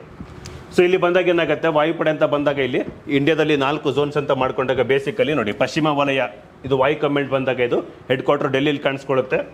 ನೆಕ್ಸ್ಟ್ ನೈಋತ್ಯ ವಲಯ ಸೌತ್ ವೆಸ್ಟ್ ಅಂತ ಬಂದಾಗ ಏನಾಗುತ್ತೆ, ಇದು ಗುಜರಾತಲ್ಲಿ ಇರ್ತಕ್ಕಂಥ ಗಾಂಧಿನಗರದಲ್ಲಿ ಕಾಣಿಸ್ಕೊಳ್ಳುತ್ತೆ. ಮಧ್ಯ ಕಮಾಂಡ್ ಸೆಂಟ್ರಲ್ ಅಂತ ಬಂದಾಗ ಉತ್ತರ ಪ್ರದೇಶದಲ್ಲಿ ಇರ್ತಕ್ಕಂಥ ಅಲಹಾಬಾದ್, ಇವಾಗ ಇದನ್ನು ಪ್ರಯಾಗ್ರಾಜ್ ಅಂತ ಕರಿತಾ ಇದ್ದೀವಿ. ನೆಕ್ಸ್ಟು ಪೂರ್ವ ಕಮಾಂಡ್ ಅಂತ ಬಂದಾಗ ಈಸ್ಟರ್ನ್ ಝೋನು ಮೇಘಾಲಯದಲ್ಲಿ ಇರ್ತಕ್ಕಂಥ ಶಿಲಾಂಗಲ್ಲಿ ಇದರ ಕ್ಯಾಪಿಟಲ್ ಇದೆ. ನೆಕ್ಸ್ಟ್ ಸೌದರ್ನ್ ಕಮಾಂಡ್ ದಕ್ಷಿಣ ವಾಯು ಕಮಾಂಡ್ ಅಂತ ಬಂದಾಗ ಕೇರಳದಲ್ಲಿರ್ತಕ್ಕಂಥ ತಿರುವನಂತಪುರಂ ಅಲ್ಲಿ ಕಾಣಿಸ್ಕೊಳ್ಳುತ್ತೆ. ತರಬೇತಿ ಕಮಾಂಡ್ ಇಲ್ಲಿ ಕ್ವಶನ್ ಕೇಳಿರೋದು. ಟ್ರೈನಿಂಗ್ ಸೆಂಟರ್ ಅಂತ ಬಂದಾಗ ಅದು ನಮ್ಮ ಬೆಂಗಳೂರಲ್ಲಿದೆ. ಓಕೆ, ನೆಕ್ಸ್ಟು ನಿರ್ವಹಣಾ ಕಮಾಂಡ್ ಮ್ಯಾನೇಜ್ಮೆಂಟ್ ನೋಡ್ಕೊಳ್ಳೋಂಥದ್ದು ಮೇಲಿ ಕಾಣಿಸ್ಕೊಳ್ಳೋದು ನಮಗೆ ನಾಗ್ಪುರದಲ್ಲಿ.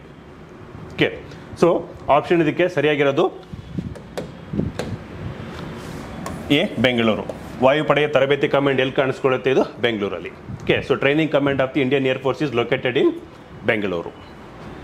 So option A is the correct one. ಮುಂದಿನ ಪ್ರಶ್ನೆ, ಸರಿಯಾದದನ್ನು ಆರಿಸಿ.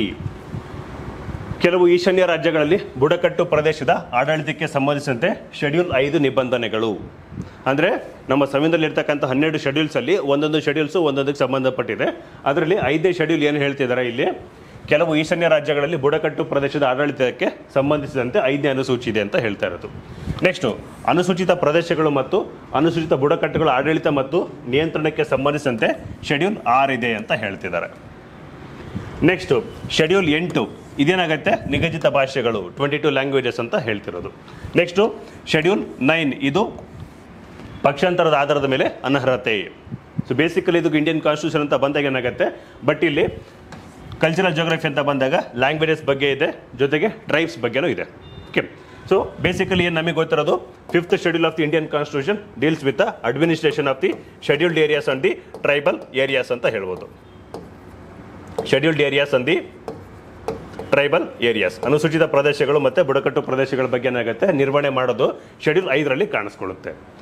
ಸೊ ಬಟ್ ಇಲ್ಲಿ ಶೆಡ್ಯೂಲ್ 6 ಕೊಟ್ಟಿರೋದು ಈಶಾನ್ಯ ರಾಜ್ಯಗಳಂತ ಸ್ಪೆಸಿಫಿಕ್ ಆಗಿ ಮೆನ್ಷನ್ ಮಾಡಿದ್ರೆ ಏನಾಗುತ್ತೆ, ಇದು ರಾಂಗ್ ಆಗುತ್ತೆ. ಯಾಕೆಂದರೆ administration of the scheduled areas tribal areas through out the ಇಂಡಿಯಾದಲ್ಲಿ ಕಾಣಿಸ್ಕೊಳ್ಳುತ್ತೆ. ಸೊ ಹಂಗಾಗಿ ಪ್ಯೂರ್ಲಿ ಇಂಡಿಯನ್ ಯಾವುದು ನಾರ್ತ್ ಈಸ್ಟ್ ಸ್ಟೇಟ್ಸ್ ಬಗ್ಗೆ ಮಾತಾಡಿದಾಗ ಶೆಡ್ಯೂಲ್ 6 ಕರೆಕ್ಟ್ ಆಗುತ್ತೆ. Administration of the tribal areas in the States of Assam, Meghalaya, Mizoram ಮತ್ತು ತ್ರಿಪುರ, ಇವಿಷ್ಟು ರಾಜ್ಯಗಳಲ್ಲಿರ್ತಕ್ಕಂಥ ಬುಡಕಟ್ಟು ಪ್ರದೇಶಗಳ ಬಗ್ಗೆ ನಿರ್ವಹಣೆ ಮಾಡೋದನ್ನು ಶೆಡ್ಯೂಲ್ 6 ಹೇಳುತ್ತೆ. ಸೊ ಆ ಥರ ಬಂದಾಗ ಶೆಡ್ಯೂಲ್ 6 ಕೂಡ ಏನಾಗುತ್ತೆ, ಇಲ್ಲಿ ಅನುಸೂಚಿತ ಪ್ರದೇಶಗಳು ಮತ್ತು ಅನುಸೂಚಿತ ಬುಡಕಟ್ಟುಗಳ ಬಗ್ಗೆ ಹೇಳ್ತಾ ಇದ್ದಾರೆ. ಸೊ ಹಂಗಾಗಿ 2 ಸ್ಟೇಟ್ಮೆಂಟ್ಸು ಎ ಮತ್ತು ಬಿ ಏನಾಗುತ್ತೆ, ಇವು ರಾಂಗ್ ಆಗಿದ್ದಾವೆ. ನೆಕ್ಸ್ಟು ಶೆಡ್ಯೂಲ್ 8 ಅಂತ ಬಂದಾಗ ಏನಾಗುತ್ತೆ, ಇದು 22 ಲ್ಯಾಂಗ್ವೇಜಸ್ ಬಗ್ಗೆ ಮಾತಾಡುತ್ತೆ. ನೆಕ್ಸ್ಟು ಶೆಡ್ಯೂಲ್ 10 ಅಂತ ಬಂದಾಗ ಏನಾಗುತ್ತೆ, ಇದು ಆ್ಯಂಟಿ ಡಿಫೆಕ್ಷನ್ ಲಾ ಬಗ್ಗೆ ಬರೋಂಥದ್ದು. ಬಟ್ ಇಲ್ಲಿ ಕೊಟ್ಟಿರೋದು 9. ಸೊ ಹಂಗಾಗಿ ಏನಾಗುತ್ತೆ, ಇದು ಕೂಡ ರಾಂಗ್ ಆಗುತ್ತೆ. ಸೊ ಹಾಗಾಗಿ ಚೂಸ್ ದ ಕರೆಕ್ಟ್ ಒನ್ ಅಂತ ಬಂದಾಗ ಏನಾಗುತ್ತೆ, ಇಲ್ಲಿ ಆಪ್ಷನ್ ಸಿ ಶೆಡ್ಯೂಲ್ 8 ಏನಾಗುತ್ತೆ 22 ಲ್ಯಾಂಗ್ವೇಜಸ್ ಬಗ್ಗೆ ಇರೋಂಥದ್ದು, ಇದು ಮಾತ್ರ ಕರೆಕ್ಟ್ ಆಗಿದೆ. Schedule 5 provisions as to administration of the tribal areas in certain north eastern states, no it is complete India. Next schedule 6 ಇದೇನಾಗುತ್ತೆ, provisions as to administration and control of the scheduled areas and scheduled tribes. But ಇಲ್ಲಿ ಅಸ್ಸಾಂ, ಮೇಘಾಲಯ, ಮಿಜೋರಾಂ, ತ್ರಿಪುರ ಬರಬೇಕು. ಅಸ್ಸಾಂ, ಮೇಘಾಲಯ, ಮಿಜೋರಾಂ, ತ್ರಿಪುರ ಬರಬೇಕು. ಈ 4 States ಇದ್ದರೆ ಮಾತ್ರ ಈ statement correct ಆಗುತ್ತೆ schedule 6. So ಅದು ಮೆನ್ಷನ್ ಆಗಿಲ್ಲ. ಸೊ ಹಂಗಾಗಿ second one also wrong. Next schedule 8 of the Indian constitution deals with the scheduled languages, that is 22 languages. Next schedule 9 ಏನಾಗುತ್ತೆ, ಇದು disqualification on grounds of defection, ಇದಲ್ಲ, ಇದು 10th ಶೆಡ್ಯೂಲಲ್ಲಿ ಕಾಣಿಸ್ಕೊಳ್ಳುವಂಥದ್ದು. So ಹಂಗಾಗಿ option C ಇದು ಮಾತ್ರ correct ಆಗಿದೆ.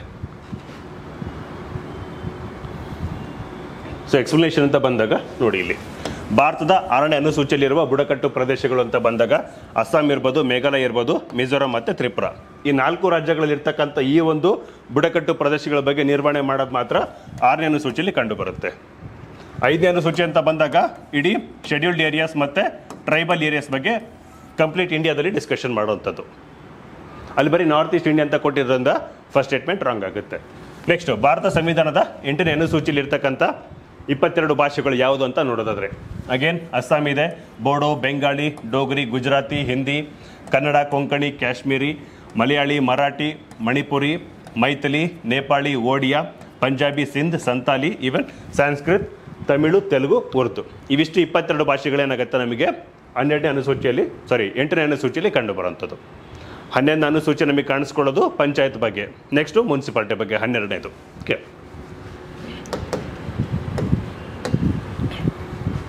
So ಇಲ್ಲಿ wrong options, correct options ಯಾವುದು ಅಂತ ಕೇಳ್ತಿದ್ದಾರೆ. ಸೊ ಹಂಗಾಗಿ option C only. Okay, option C, schedule 8 of the Indian constitution deals with the languages. C, schedule 8 22 languages. So 22 languages ನೆನಪಿರಬೇಕು. ಓಕೆ, ಸೊ ಇದರಲ್ಲಿ ನೆನಪಿರಬೇಕು, ಇದರಲ್ಲಿ ಇಂಗ್ಲೀಷ್ ಇಲ್ಲ. 22 ಲ್ಯಾಂಗ್ವೇಜಸಲ್ಲಿ ಇಂಗ್ಲೀಷ್ ಇಲ್ಲ. ಸೊ ಕೋಡ್ ವರ್ಡ್ ಥರ ನೆನ್ಪಿಟ್ಕೊಳ್ಳೋದಾದರೆ A for Assam, B for Bodo, Bengali, D for Dogri, G for Gujarati, H for Hindi, A B to D G H. Next K3 Kannada, Konkani, Kashmiri. Next M4 ಅಂದರೆ ಮರಾಠಿ ಇರ್ಬೋದು, ಮಣಿಪುರಿ ಇರ್ಬೋದು, ನೆಕ್ಸ್ಟು ಮಲಯಾಳಿ ಇರ್ಬೋದು, Maithili. K3 M4. Next Nepali, Odia, Punjabi. Next S3 ಅಂದರೆ ಸಿಂಧ್ ಇರ್ಬೋದು, ಸಂತಾಲಿ ಇರ್ಬೋದು, ನೆಕ್ಸ್ಟು ಸಂಸ್ಕೃತ್ ಇರ್ಬೋದು. ಈ 3 S3 ಅಂದರೆ ಸಿಂಧ್, ಸಂತಾಲಿ ಮತ್ತು Sanskrit. Next T2 U. T ಅಂದರೆ 2 T's, Tamil, Telugu, U for Urdu. Alphabets ABCD ನೋಡ್ಕೊತ ಹೋದಾಗ ಸೊ 22 ಏನಾಗುತ್ತೆ ನಮಗೆ ಲ್ಯಾಂಗ್ವೇಜಸ್ಸು ಕಾಣಿಸ್ಕೊಳ್ಳುತ್ತೆ. ಸೊ ಇದು ನೆನಪಿರಬೇಕು. ಸೊ ಇದು ಪುಟ ಸಂಖ್ಯೆ 426 ಮತ್ತು 431 ಇದರ ಬಗ್ಗೆ ಮಾಹಿತಿ ಇದೆ. ಮುಂದಿನ ಪ್ರಶ್ನೆ, ಕರ್ನಾಟಕದಲ್ಲಿ ಹೊಸದಾಗಿ ರಚಿಸಲಾದ ಜಿಲ್ಲೆ ಯಾವುದು? Okay, so Gadag, Haveri, Vijayanagara, Koppal. Which is the newly created district in Karnataka? So ಕರ್ನಾಟಕದಲ್ಲಿ 30 ಜಿಲ್ಲೆಗಳಿದ್ವು, ಇವಾಗ 31 ಜಿಲ್ಲೆಗಳಾಗಿದೆ. ಸೊ 31ನೇ ಜಿಲ್ಲೆ ಯಾವುದು ಅಂತ ಗೊತ್ತಿರುತ್ತೆ. ಸೊ ಇದನ್ನು ಗೊತ್ತಿರೋರು ಆನ್ಸರಲ್ಲಿ ಕಮೆಂಟ್ ಮಾಡಿ. ಓಕೆ, ಸೊ ನಾನು ಇದನ್ನು ಹೇಳಲ್ಲ, ಗ್ಯಾಪ್ ಬಿಟ್ಟಿರ್ತೀನಿ. ಸೊ ಇವೆಲ್ಲ ಹಳೆ ಜಿಲ್ಲೆಗಳಂತ ಗೊತ್ತಾಗುತ್ತೆ. ಯಾವುದು ರೀಸೆಂಟಾಗಿ ಮಾಡಿರೋದು, ಬಳ್ಳಾರಿಯಿಂದ ಒಂದು ಸಪ್ರೇಟ್ ಮಾಡಿಬಿಟ್ಟು ಹೊಸ ಜಿಲ್ಲೆನ ಕ್ರಿಯೇಟ್ ಮಾಡಿರೋದು. ಸೊ ಅದು ಯಾವುದು ಅಂತ ಗೊತ್ತಿದ್ರೆ ಆನ್ಸರ್ ಮಾರ್ಕ್ ಮಾಡಿ. ಓಕೆ, ಕಮೆಂಟ್ ಸೆಕ್ಷನಲ್ಲಿ ಹಾಕಿರಿ, ಸ್ಕಿಪ್ ಮಾಡಿರ್ತೀನಿ answer. Okay, next question, lidar. So ಇದೇನಾಗುತ್ತೆ? ಲಿಡಾರ್ ಲೀಡರ್ ಅನ್ನೋ ಪದ, ಸೊ ಇದು ಏನು ಕ್ರಿಯೇಟ್ ಮಾಡೋದು, ಯಾವುದಕ್ಕೆ ಸೂಚಿಸುತ್ತೆ ಅಂತ ಹೇಳ್ತಾ ಇರೋದು. ಸೊ ರಿಮೋಟ್ ಸೆನ್ಸಿಂಗ್ ವಿಧಾನ ಅಥವಾ ಸಾವಿನ ಸಮಯವನ್ನು ನಿಧಿ ಮಾಡಲು ವಿಧಿವಿಜ್ಞಾನದ ಸಾಧನ ಅಂದಾಜು ಮಾಡತಕ್ಕಂಥ ಸಾಧನ ಹೇಳ್ಬೋದು. ನೆಕ್ಸ್ಟು DRDOರಿಂದ ರಕ್ಷಣಾ ಕಾರ್ಯಾಚರಣೆ ಇರ್ಬೋದು. ನೆಕ್ಸ್ಟು ಬಡತನ ನಿರ್ಮೂಲನೆ ಕಾರ್ಯಕ್ರಮ. So leader refers to remote sensing method, forecasting, forensic tool to estimate the time of death. Next defence operation carried out by the DRDO, defence research and development organisation. Finally poverty eradication programme. So ಇದಕ್ಕೆ correct options ಅಂತ ಬಂದಾಗ ಏನಾಗುತ್ತೆ, leader refers to light detection and ranging. So ಇದು remote sensing ವಿಧಾನ. Okay, so leader is the remote sensing method. So ಇದನ್ನು ಯಾವುದ್ರಲ್ಲಿ use ಮಾಡ್ತೀವಿ ನೋಡೋಣ. ಸೊ ಇದು ಪುಟ ಸಂಖ್ಯೆ 86ರಲ್ಲಿ ಕಾಣಿಸ್ಕೋಬೋದು ನೋಡಿ. ಓಝೋನ್ ಪದರ ನಾವೇನಾಗುತ್ತೆ ಮೆಜರ್ ಮಾಡೋದಕ್ಕೆ. ಸೊ ಓಝೋನ್ ಪದರ ಬಗ್ಗೆ ಗೊತ್ತಿದೆ, ಅಟ್ಮಾಸ್ಫಿಯರಲ್ಲಿ 20 to 40 ಕಿಲೋಮೀಟರ್ಸ್ ಡೆಪ್ತಲ್ಲಿ ಕಾಣಿಸ್ಕೊಳುತ್ತೆ, which is part of the stratosphere. Okay, so ಇದರಲ್ಲಿ ಏನಾಗುತ್ತೆ, ಈ ಓಝೋನ್ ಪದರನ ದಪ್ಪವನ್ನು ಅಳತೆ ಮಾಡೋದಕ್ಕೆ ನಾವು 2 ಇನ್ಸ್ಟ್ರೂಮೆಂಟ್ಸ್ನ ಬಳಸ್ತೀವಿ. ಒಂದು ಡಾಪ್ಸನ್ ಯೂನಿಟ್ ಇರ್ಬೋದು, ಇನ್ನೊಂದು ಮೆಥಡ್ ಅಂತ ಬಂದಾಗಲೇ ಲೀಡಾರ್. ಓಕೆ, ಸೊ ಲೀಡರ್ ಅಂದರೆ light detection and ranging. So ಇದು ರಿಮೋಟ್ ಸೆನ್ಸಿಂಗ್ ಮೂಲಕ ನಾವೇನಾಗುತ್ತೆ ಓಝೋನ್ ಪದರದ ದಪ್ಪವನ್ನು ಅಳತೆ ಮಾಡ್ತೀವಿ. Okay, so option A remote sensing. Okay, so correct word. ಮುಂದಿನ ಪ್ರಶ್ನೆ, 180 ಡಿಗ್ರಿ ರೇಖಾಂಶವನ್ನು ಏನೆಂದು ಕರೆಯಲಾಗುತ್ತದೆ? Okay, so very easy question. A prime meridian ಅಂತ ಇದೆ, ಪ್ರಮಾಣಿತ, ಸಮಾನಾಂತರ, ಗ್ರೀನ್ವಿಚ್ ಮೀನ್ ಟೈಮ್ ಅಥವಾ ಅಂತಾರಾಷ್ಟ್ರೀಯ date time. Next 180 degree line is called as the prime meridian, standard parallel, Greenwich meridian, international date line. So again easy ಇರೋ ಥರ ಗೊತ್ತಿರುತ್ತೆ. So ಲಾಂಗಿಟ್ಯೂಡ್ಸ್ ಅಂತ ಬಂದಾಗ ಏನಾಗುತ್ತೆ, 0 ಡಿಗ್ರಿ ಪ್ರೈಮ್ ಮೆರಿಡಿಯನ್ ಇದೇನಾಗುತ್ತೆ, ಲಂಡನ್ ಮೂಲಕ ಪಾಸ್ ಆಗುತ್ತೆ ಗ್ರೀನ್ವಿಚ್ ಅಲ್ಲಿ. ಸೊ ಅದು 0 ಡಿಗ್ರಿ ಪ್ರೈಮ್ ಮೆರಿಡಿಯನ್. ಇದಕ್ಕೆ ಹಿಂದ್ಗಡೆ ಎಕ್ಸಾಕ್ಟ್ ಆಗಿ ಕಾಣಿಸ್ಕೊಳ್ಳೋದು ನಮಗೆ 180 ಡಿಗ್ರಿ ಇಂಟರ್ನ್ಯಾಷನಲ್ ಡೇಟ್ ಲೈನ್. ಅದೇನು ಮಾಡುತ್ತೆ, ಭೂಮಿ ಮೇಲೆ ಒಂದು ದಿನಾಂಕ, ಸಮಯ ಮತ್ತೆ ಒಂದು ದಿನ ಚೇಂಜ್ ಆಗೋದು ಇಲ್ಲಿ ಭೂಮಿ ಮೇಲೆ, ಅದನ್ನು ಮಾರ್ಕ್ ಮಾಡೋದು ಇಂಟರ್ನ್ಯಾಷನಲ್ ಡೇಟ್ ಲೈನ್. ಸೊ ಗೊತ್ತಿರಬೇಕು, ಭೂಮಿ ಮೇಲೆ ಏನಾಗುತ್ತೆ ನಮಗೆ 360 ರೇಖಾಂಶಗಳಿದ್ದಾವೆ. ಸೊ ಪೂರ್ವಗೋಳದಲ್ಲಿ 179, ಪಶ್ಚಿಮಾರ್ಧಗೋಳದಲ್ಲಿ 179, ಅಂತಾರಾಷ್ಟ್ರೀಯ ದಿನಾಂಕ ರೇಖೆ ಒಂದು, ಮತ್ತೆ 180 ಡಿಗ್ರಿ ಇದನ್ನು ಇಂಟರ್ನ್ಯಾಷನಲ್ ಡೇಟ್ ಲೈನ್ ಅಂತ ಕರಿತೀವಿ.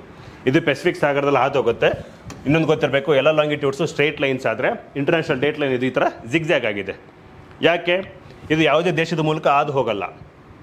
ಈ ಪೆಸಿಫಿಕ್ ಐಲ್ಯಾಂಡಲ್ಲಿ ಏನಾಗುತ್ತೆ, ಸಾಕಷ್ಟು ವಾಲ್ಕೆನಿಕ್ ಐಲ್ಯಾಂಡ್ಸ್ ಇದೆ, ದ್ವೀಪ ರಾಷ್ಟ್ರಗಳಿದ್ದಾವೆ. ಅದ್ರ ಮೂಲಕ ಏನಾದರೂ ಈ ದೇಶ ಈ ಇಂಟರ್ನ್ಯಾಷನಲ್ ಡೇಟ್ ಲೈನ್ ಹೋದರೆ ಒಂದೇ ದೇಶದಲ್ಲಿ ಎರಡು ದಿನ ಒಂದು ಕಡೆ, ಇನ್ನೊಂದು 2 ಡೇಟ್ಸು ಕನ್ಫ್ಯೂಷನ್ ಆಗುತ್ತೆ. ಒಂದೇ ದೇಶದಲ್ಲಿ 2 ದಿನಗಳು ಕಾಣಿಸ್ಕೊಳ್ಳುತ್ತೆ. ಸೊ ಅದು ಅಡ್ಮಿನಿಸ್ಟ್ರೇಷನ್ಗೆ ತೊಂದರೆ ಆಗುತ್ತೆ ಅನ್ನೋ ಕಾರಣಕ್ಕೆ ಏನಾಗುತ್ತೆ, ಇಂಟರ್ನ್ಯಾಷನಲ್ ಡೇಟ್ ಲೈನ್ನ ಜಿಗ್ಜ್ಯಾಗ್ ಆಗಿ ಎಳೆದಿರೋದು. ಅಂದರೆ ಯಾವುದೇ ದೇಶದ ಮೂಲಕ ಹಾದು ಹೋಗೋಕ್ಕೆ ಬಿಟ್ಟಿಲ್ಲ. ಓಕೆ, ಸೊ ಆಪ್ಷನ್ ಇದಕ್ಕೆ ಸರಿಯಾಗಿರೋದು international date line. So option D, ಅಂತಾರಾಷ್ಟ್ರೀಯ ಡೇಟ್ ಟೈಮ್ ಅಂತ ಕರೆಯಲಾಗುತ್ತೆ. ಸೊ ಪುಟ ಸಂಖ್ಯೆ 6ರಲ್ಲಿ ಕಾಣಿಸ್ಕೋಬೋದು ಅಟ್ಲಾಸಲ್ಲಿ. ಮುಂದಿನ ಪ್ರಶ್ನೆ, ನಮ್ಮ ಸೌರವ್ಯೂಹದಲ್ಲಿ ಅತ್ಯಂತ ಬಿಸಿಯಾದ ಗ್ರಹ ಯಾವುದು? Hottest planet in our solar system. Okay, so options ನೋಡಿದಾಗ ಬುಧ ಗ್ರಹ ಇದೆ, ಶುಕ್ರ, ಮಂಗಳ ಗ್ರಹ ಮತ್ತು ಗುರು ಗ್ರಹ.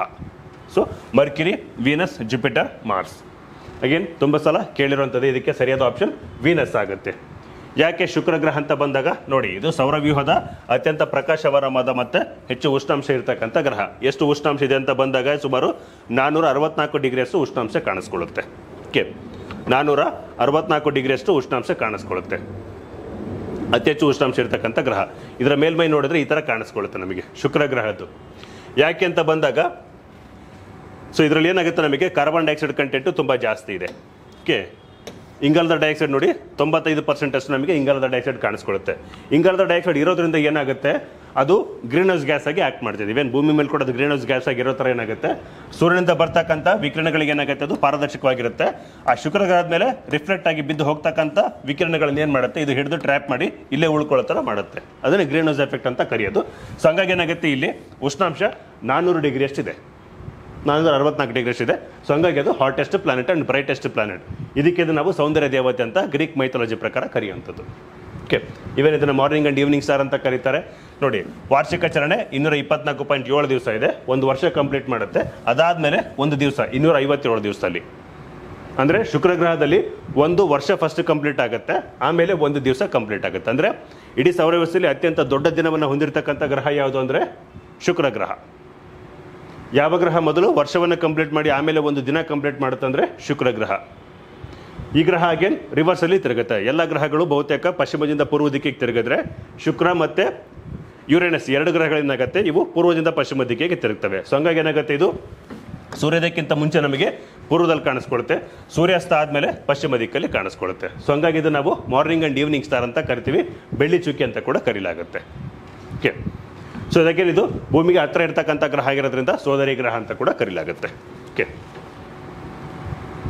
ಸೊ ಆಪ್ಷನ್ ಇದಕ್ಕೆ B, Venus is the correct one, ಶುಕ್ರ ಗ್ರಹ.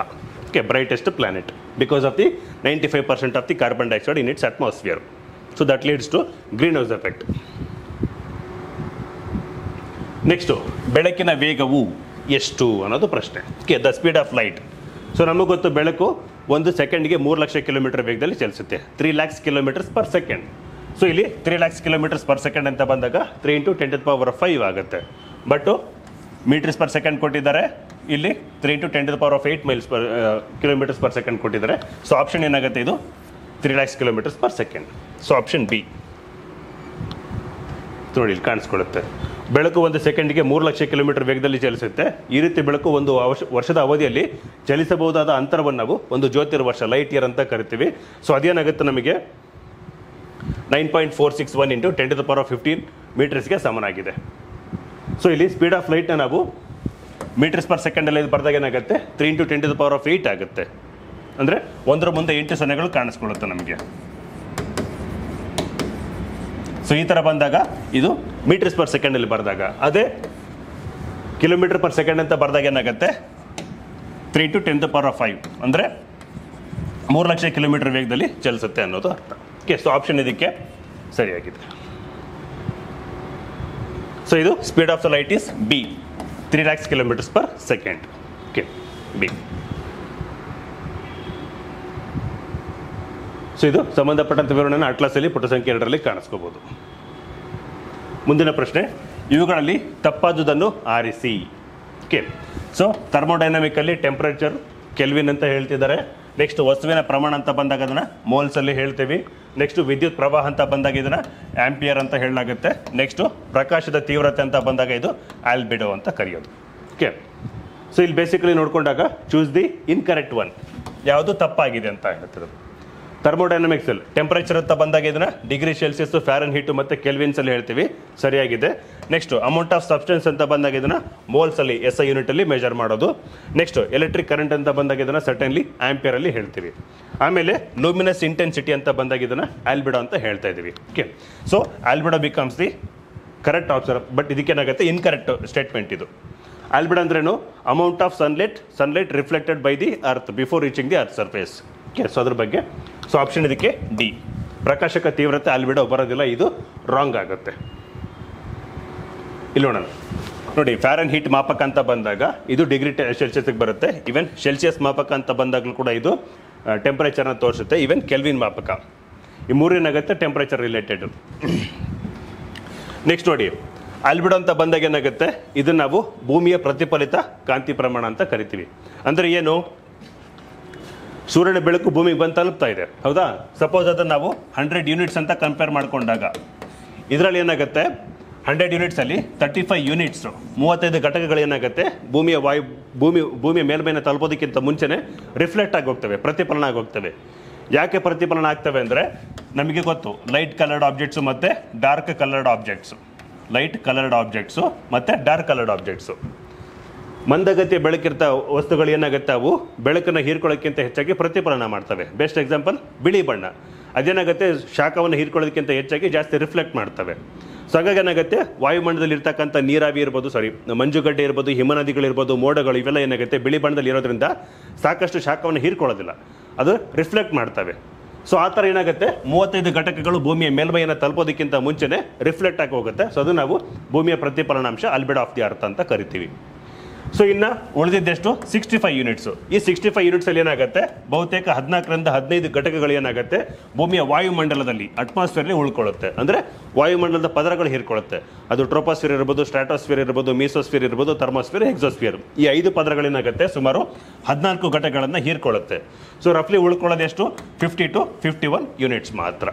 ಅವಿಷ್ಟು ಮಾತ್ರ ಏನಾಗುತ್ತೆ ಭೂಮಿಯ ಮೇಲ್ಮೈಯನ್ನು ತಲುಪ್ತವೆ. ವಾಯುಮಂಡಲ ದಾಟಿ ಪೂರ್ತಿ ಶಿಲಾಗಳನ್ನು ಬಂದು ಮುಟ್ಟುವಂಥ ಪದರ ಎಷ್ಟು ಘಟಕಗಳಂದರೆ 51 ಘಟಕಗಳು ಮಾತ್ರ. ಸೊ ಇಲ್ಲಿ ಆಲ್ಬಿಡೋ ಅಂತ ಬಂದಾಗ ಏನಾಗುತ್ತೆ 35 ಯೂನಿಟ್ಸ್. ಸೂರ್ಯನ ಶಾಖದಲ್ಲಿ ಅಥವಾ ಕಿರಣಗಳಲ್ಲಿ ಎಷ್ಟು ವಿಕಿರಣಗಳು ಭೂಮಿಯ ಮೇಲ್ಮೈಯನ್ನು ಮುಟ್ಟೋದಕ್ಕಿಂತ ಮುಂಚೆನೇ ಪ್ರತಿಫಲನಗೊಂಡು ಅಂದರೆ ಅದು ನಾವು ಆಲ್ಬಿಡೋ ಆಫ್ ದಿ ಅರ್ತ್ ಅಂತ ಕರಿತೀವಿ, ಭೂಮಿಯ ಪ್ರತಿಫಲನಾಂಶ. So 35 units. ಸೊ ಇಲ್ಲಿ ಹೇಳ್ತಾ ಇರೋದು ಆಲ್ಬಿಡೋ. ಸೊ ಆಲ್ಬಿಡೋ ಅಂದ್ರೆ ಏನರ್ಥ, ಇದು ಪ್ರಕಾಶದ ತೀವ್ರತೆ ಅಲ್ಲ. ಓಕೆ, ಸೊ ಆಲ್ಬಿಡೋ ಅಂದರೆ ಪ್ರಕಾಶದ ತೀವ್ರತೆ ಅಲ್ಲ, ಭೂಮಿಯ ಪ್ರತಿಫಲನಾಂಶ. ಓಕೆ, ಸೊ ಹಂಗಾಗಿ ಇದು ರಾಂಗ್ ಆಗುತ್ತೆ. ಅಂದರೆ ಈ ಸ್ಟೇಟ್ಮೆಂಟ್ ಈ ಕ್ವಶನ್ಸಿಗೆ ಸಂಬಂಧಪಟ್ಟಂಗೆ ಇದು ತಪ್ಪಾಗಿರುವಂಥದ್ದು, ಮಿಕ್ಕಿದೆಲ್ಲ ಸರಿಯಾಗಿದೆ. Okay, so option D. Luminous intensity ಅಲ್ಲ, it is amount of the sunrise reflected before reaching the earth surface, that refers to ಆಲ್ಬಿಡೋ.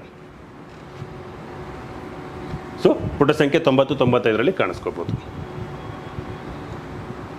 Next, ಮರೀಚಿಕೆ ಎನ್ನುವುದು ಯಾವುದರ ಪರಿಣಾಮ? ಓಕೆ, ಸೊ ಬೆಳಕಿನ ಪ್ರಸರಣ ಇರ್ಬೋದು, ಬೆಳಕಿನ ಚದುರುವಿಕೆ ಇರ್ಬೋದು, ಬೆಳಕಿನ ಒಟ್ಟು ಆಂತರಿಕ ಪ್ರತಿಫಲನ ಇರ್ಬೋದು, ಬೆಳಕಿನ ವಿವರ್ತನೆ ಅಂತ ಹೇಳ್ತಿದ್ದಾರೆ. Next, mirage is N effect of. Okay, so dispersion of the light ಇರ್ಬೋದು, ನೆಕ್ಸ್ಟ್ ಸ್ಕ್ಯಾಟರಿಂಗ್ ಆಫ್ ಲೈಟ್ ಇರ್ಬೋದು, total internal reflection of the light ಇರ್ಬೋದು, ಕೊನೆಗೆ ಡಿಫ್ರಾಕ್ಷನ್ ಆಫ್ ಲೈಟ್. ಓಕೆ, ನೋಡೋಣ. ಸೊ ಇಲ್ಲಿ ಮಿರೇಜ್ ಮರೀಚಿಕೆ ಅಂದರೆ ಗೊತ್ತಾಗುತ್ತೆ. ಇದನ್ನು ಬಿಸಿಲು ಕುದುರೆ ಅಂತ ಕೂಡ ಕರೀತಾರೆ. ಏನಾಗುತ್ತೆ, ಮರುಭೂಮಿಲಿ ಇರ್ಬೋದು ಅಥವಾ ಮಧ್ಯಾಹ್ನ ನೋಡ್ಕೊಂಡಾಗ ರೋಡ್ ಮೇಲೆ ಎಲ್ಲಾದ್ರೂ ನಮಗೆ ನೀರಿನ ತೇವಾಂಶ ಇರೋ ಥರ ಕಾಣಿಸ್ಕೊಳ್ಳುತ್ತೆ. ನಾವು ಹತ್ರ ಬರ್ತಾ ಹೋದಂಗೆಲ್ಲ ಏನಾಗುತ್ತೆ, ಅದು ದೂರ ಹೋಗುತ್ತೆ ಅಥವಾ ಕಣ್ಮರೆ ಆಗುತ್ತೆ. ಸೊ ಇದು ನಾವು ಮರೀಚಿಕೆ ಅಂತ ಕರಿತೀವಿ. ಓಕೆ, ಸೊ ಅದಕ್ಕೆ ಬೇಸಿಕ್ ಸೈಂಟಿಫಿಕ್ ಪ್ರಿನ್ಸಿಪಲ್ ಏನಂದರೆ ಅದು ಟೋಟಲ್ ಇಂಟರ್ನಲ್ ರಿಫ್ಲೆಕ್ಷನ್, ಸಂಪೂರ್ಣ ಆಂತರಿಕ ಪ್ರತಿಫಲನ. ಓಕೆ, ಸೊ ಅದು ಆಗೋದ್ರಿಂದ ಏನಾಗುತ್ತೆ, ನಮಗೆ ಸೂರ್ಯನ ಕಿರಣಗಳು ಬಿದ್ದು ಕಣ್ಮರೆಯಾಗಿ ರಿಫ್ಲೆಕ್ಷನ್ ಆಗಿ ಹೋಗ್ತಾ ಇರೋದು ನಮಗೆ ನೀರಿನ ದ್ರವ ರೂಪದಲ್ಲಿ ಕಾಣಿಸ್ಕೊಳ್ಳುತ್ತೆ. ಅದನ್ನು ನಾವು ಮರೀಚಿಕೆ ಅಂತ ಕರಿತೀವಿ. ಓಕೆ, ಸೊ ಪುಟ ಸಂಖ್ಯೆ 63ರಲ್ಲಿ ಕಾಣಿಸ್ಕೋಬೋದು ಹೆಚ್ಚಿನ ಮಾಹಿತಿ. ಸೊ ಆಪ್ಷನ್ ಇದಕ್ಕೆ ಸಂಪೂರ್ಣ ಆಂತರಿಕ ಪ್ರತಿಫಲನ, ಬೆಳಕಿನ ಒಟ್ಟು ಆಂತರಿಕ ಪ್ರತಿಫಲನ, total internal reflection. Option C is the correct one. C, total internal reflection of light leads to mirage effect.